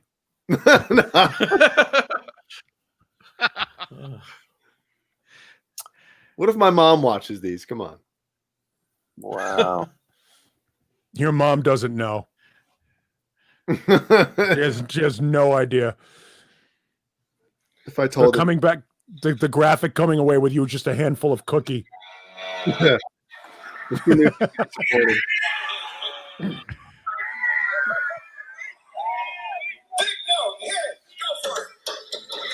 Big note. Hit it. Are you promoting another Van Halen tribute band? No. If you give a bully attention, you give them credibility. That's true. Wow. It's profound. What else, boys? Renus, I knew that guy, man. I'm the one. I took the picture of him with Michael Anthony at NAMM because we were in line together. Mm. His name's George something. Actually, I knew his girlfriend. Actually. Yeah. Hey now. Intimately? hey, Caleb, No. Amanda has a great idea. Yeah. Oh, yeah. There you go. Who has a great idea? Oh, I think you should have a hot chick hand Amanda? out nerd glasses at the next Van Halen show. Yeah. Coming to Maybe. a city near you. That would be interesting. I don't know who I would get to do that. You do it. Yeah, I could dress up as one. I could face app myself like the pictures that are floating around. Oh my gosh. Right? Some of those are disturbing. They're very disturbing. Yep. But the best is watching dudes like who can't deal with it. That's the funniest thing. Like, hey, you get that stuff off here, man. This is a Van Halen site. You We don't need to see any of that, man. And it's did like, you see the those are the Johnny guys? Knoxville. Those are the guys who are like secretly beating off to it. So dude? My Van Halen group was full of those pictures, man. They're posting those nonstop. you don't. Yeah. You guys have no idea who should be doing this. Mancuda's phone should be ringing right now. You just unleash Mancuda on these guys for like 20 minutes. The show will be shut down. Police will be called. You don't think he'd do it? He'd do it for the best would just for $20. to like, get into their mix with Mancuda, talking some of his stuff. Yeah, That just get would it and respond to some of the comments. I see. I mean, again, not that I would ever advocate such behavior, but I bet there are people out there who would create fake Facebook profiles just for the express reason of screwing with somebody in a Van Halen tribute band. I mean, I don't know why you would do that if you would be that. We don't endorse that. So. I wouldn't endorse that. I mean, what you do is you face app yourself as a girl. Yeah. And then, I mean, if I were a malicious type person, Wait a minute. I want to think this through and kind of like plot it out. This is what I would do. No, you wouldn't. You don't want to plot it out because you don't want to encourage people to set up fake profiles. You don't want to leave a face trail. app themselves. No, I want to leave a cookie trail. or a snail trail, Breadcrumb. if you will. All right, I'll delete the 7 I just made. All right. Who wants to be a girl? Paul. There you go. Perfect.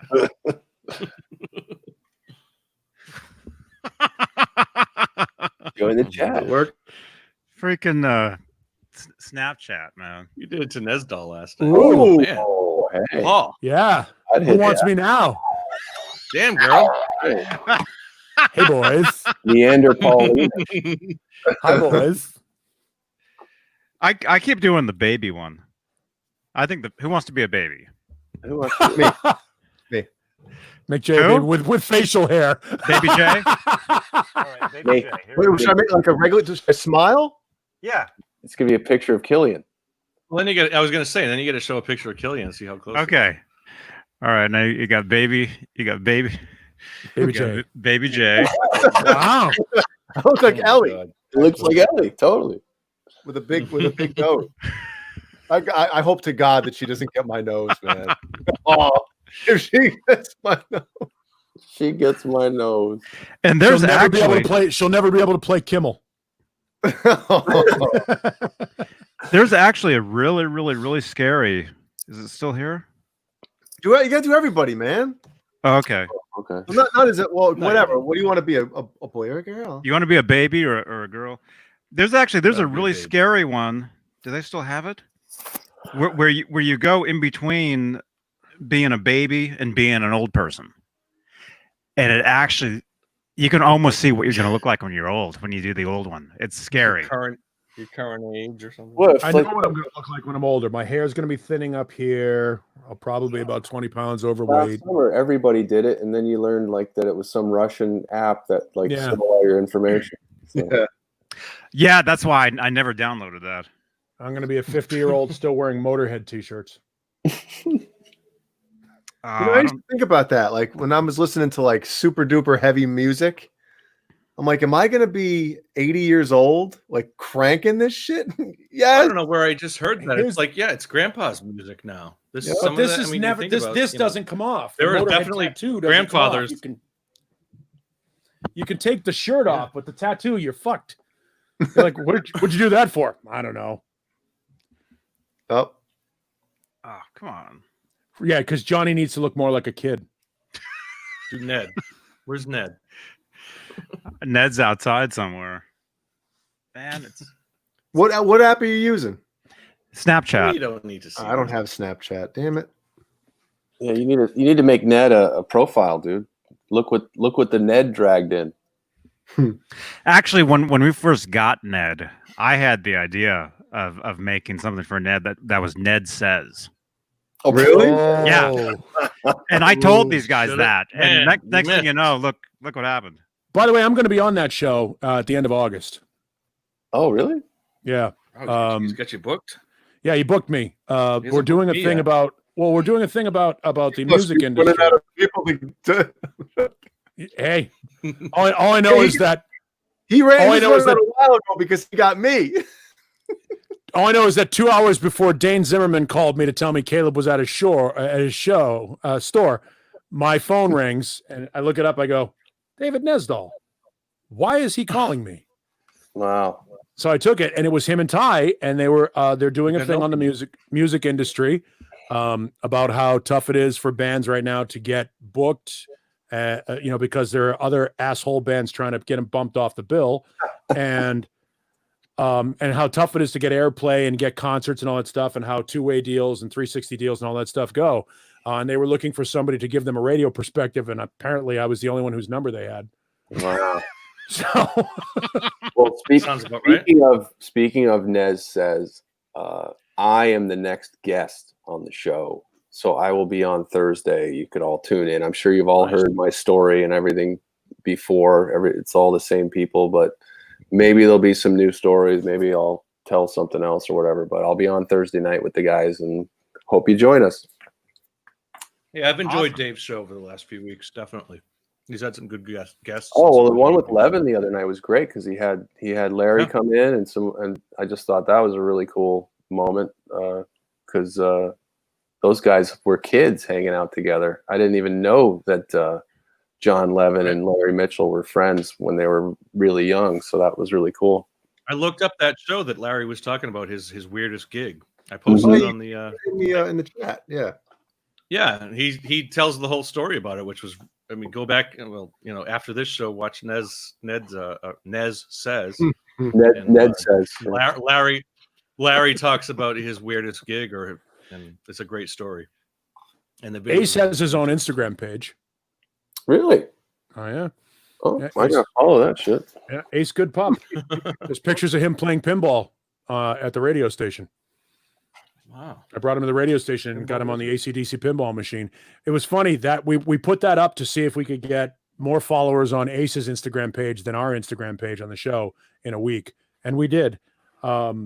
And then, like 24 hours after we put the page up, some pet supply company was like, "Would your dog like to be a showcase model for some of our collars and stuff like that?" We're like, yeah, send us all the free shit. We'll take it.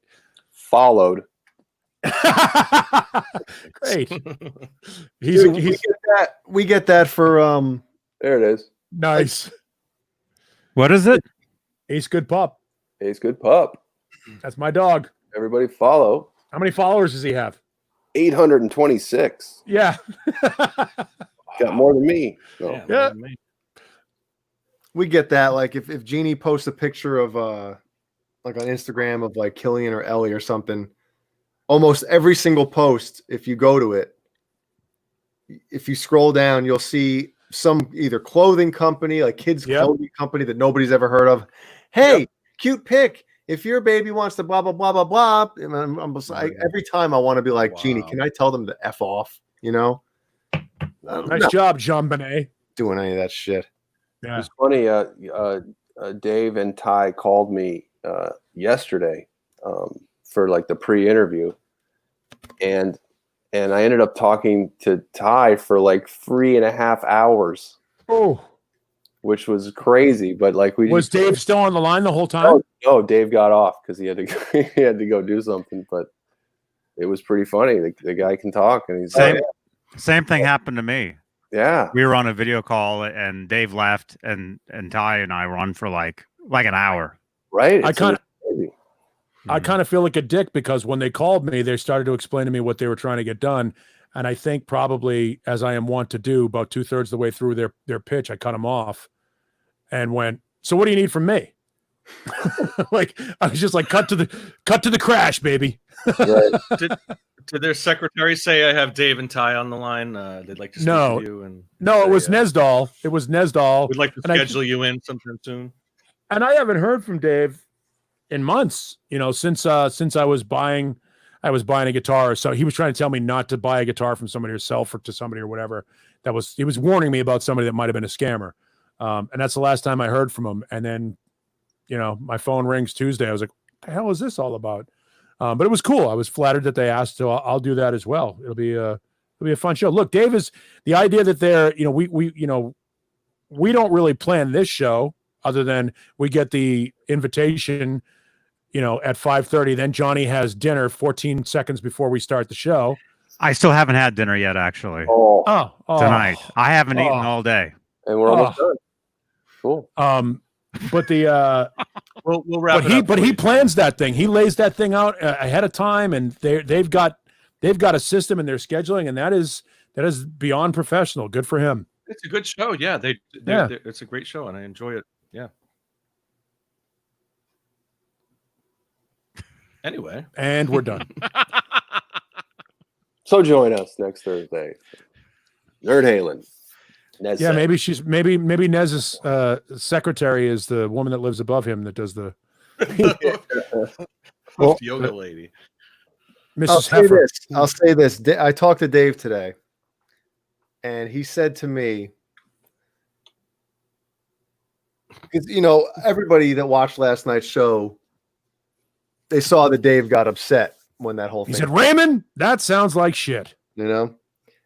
And I talked to him today, and he was like, "You know what, man?" He's like, "I just watched last night's show back," and he goes, "You're right. That part was funny as hell." And he's like, "I was just pissed off at the time. Because, you know, you're hearing somebody stop on the floor. They're not supposed to be doing it. I think it's ruining the show."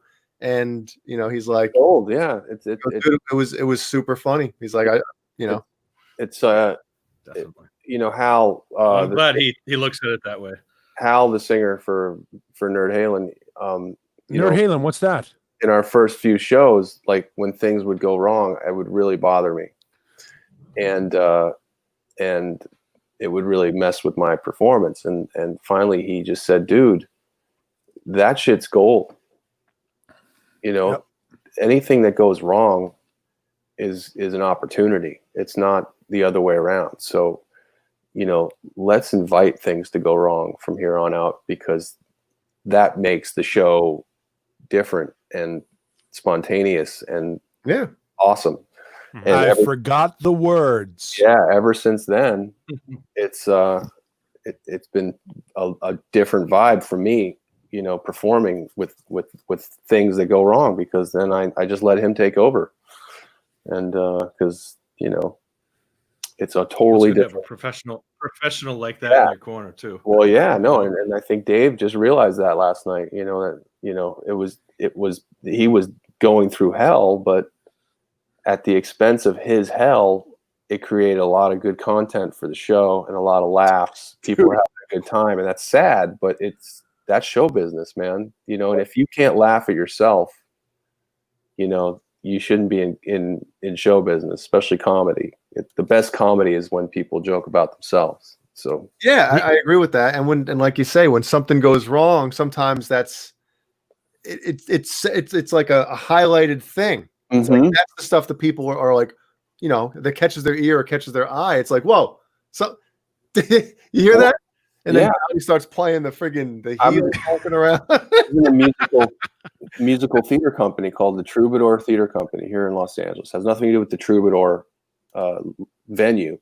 It's actually the Troubadour Theater Company, and they do a lot of Shakespeare and music hybrids. So we did like Fleetwood Macbeth and the comedy of Aerosmith were the two ones I was in, and we also did Christmas shows like It's a Stevie Wonderful Life.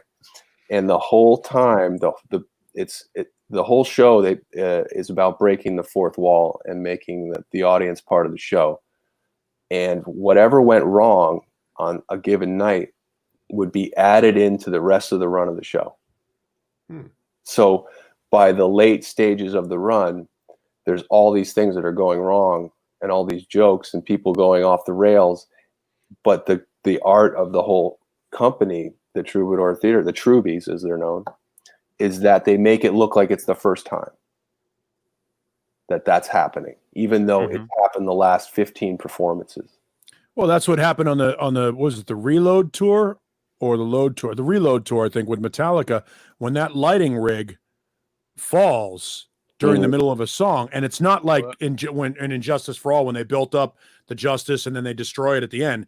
This looks like it was something bad when happened, and the guy falls from the lighting rig with the thing wrapped around his leg.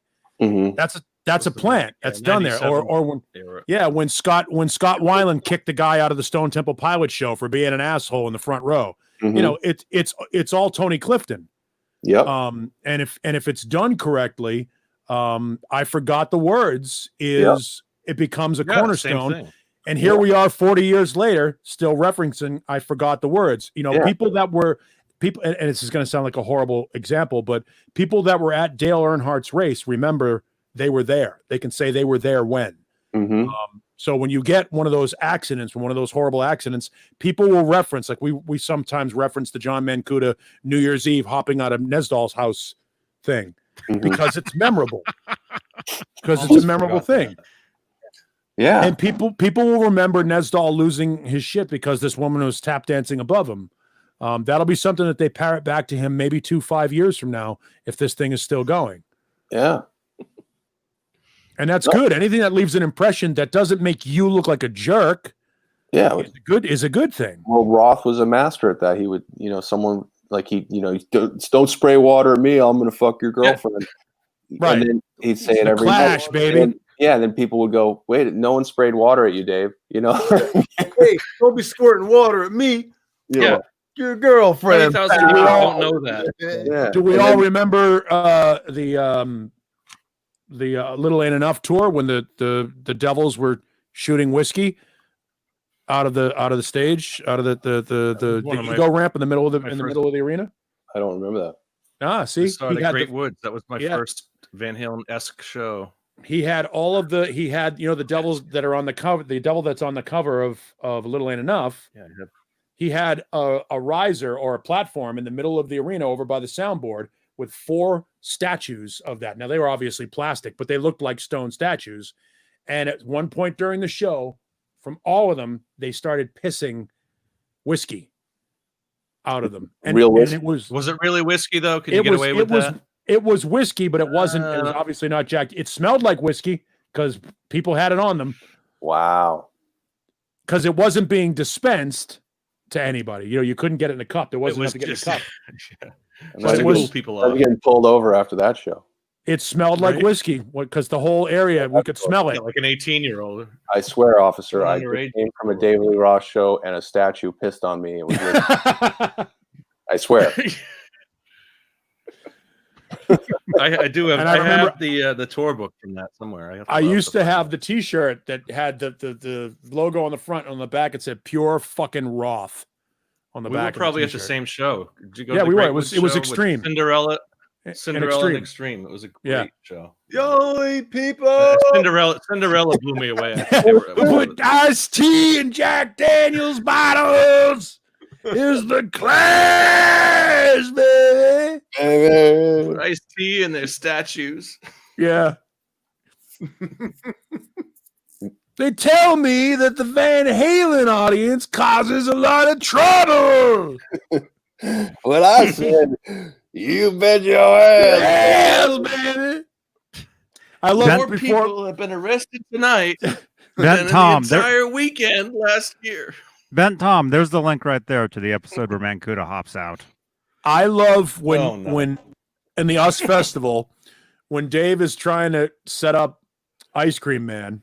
Yeah. And he gets lost. He goes, the sheriff of San Bernardino County says up to me, he says, Dave.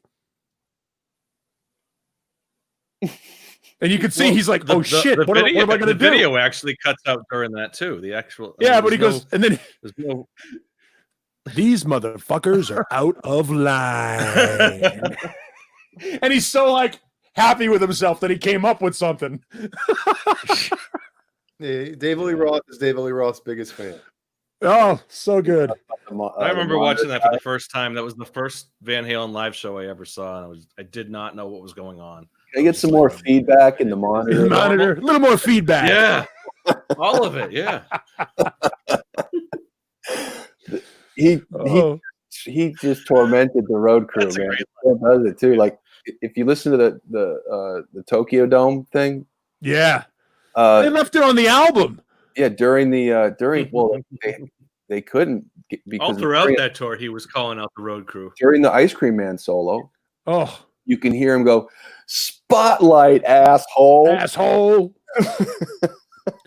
We're doing a fantasy concert, live, bands to try and talk about how, we don't have any live music. So the radio station is going to do a fantasy concert called Couch Stock. And they got a lot of their live music from my library because radio stations don't keep CDs anymore. And I gave them Tokyo Dome, and we're going to use. And they said you can have it.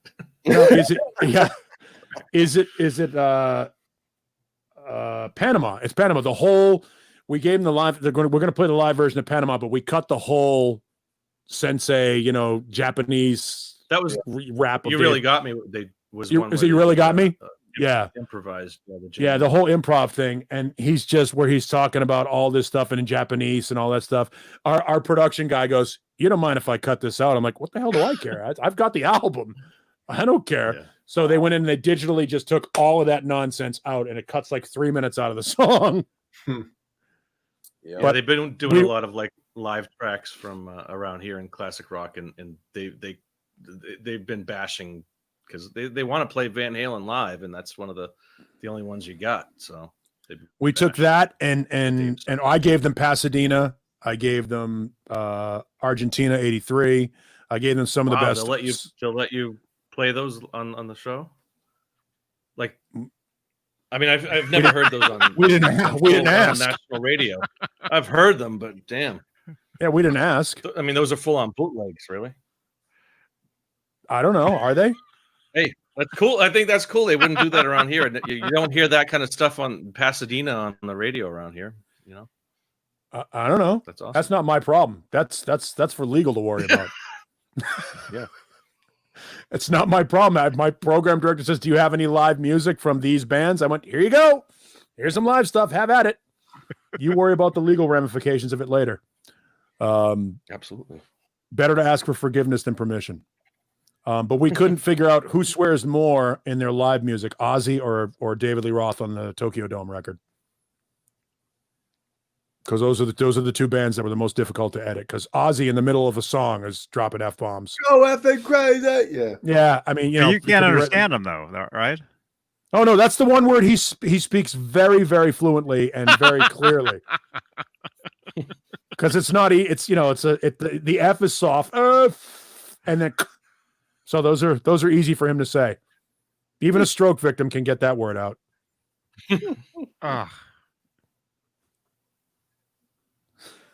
Yeah, that's where we crossed the line tonight. Brian, yeah, man. Yeah, as soon as all this stuff is taken care of, I'll see you at Jason Becker's house, dude. Cool. Does Jason know?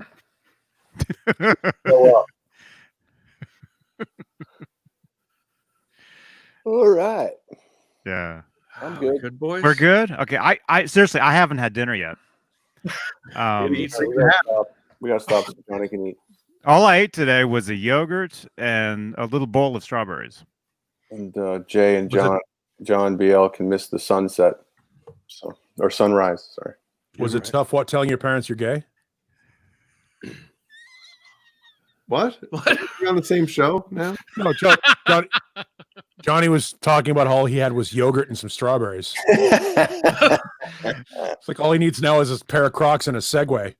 Oh, I'd wear Crocs. I have a pair of Crocs. I wear got a Segway. Yeah, they look comfortable. They look comfortable. Ladder if you're wearing Send Crocs. me a Segway. I'd love to ride a Segway. I'd ride a Segway. All right, I'm the asshole. Good night, everybody. You can walk, Paul. All right. All right, we're out of here. Thank you so much. We love all of you. Thanks for joining us on Stiletto Saturday. Thank you so much. Leave a thumbs up, subscribe. What else? It's like when they played the credits at the end of a show on TBS or something. They just put it so fast, when they do it so fast. That's so fast. Playing the credits really fast. Get them. Thanks, everybody. Have a great night. Great rest of your weekend. You know what they used for that back then? An eventide harmonizer. That was the purpose of that. Yes, I heard that. Yes. Yeah, Yep. I heard. I remember hearing that. During to condense the time. Yep, during sitcoms, they'd speed up the show. Like Carol Burnett show or something. Yep, so they'd have more time for advertising. Paul, you ever hear stations too? Yeah, they do that on radio. You ever hear when they do that? They did that Yeah. to Phil Hendry on a station one time, and I told Phil about it, and he was mad. Yeah, because he was talking real fast. He was talking like this, like really fast, Yeah, and with him, it doesn't work. All right. And then YouTube stole it. And Yo, Caleb's got a fan in the chat room tonight. Where? What? Johnny Beaner. Johnny missed it. Beaner. It's right there. I see it. Oh, I'm not. I'm only on the. Yeah, I'm only on StreamYard. Yeah. Yeah, Cool, somebody man. named Johnny Beaner says, "Screw you, Caleb." I see Oh, it. okay. Screw you, bud. Good. Screw you, Caleb. oh, Good damn. talk, man. Good talk. Love you. All right. Screw you, Caleb. Yeah. Good night. I'll be at your mom's house later.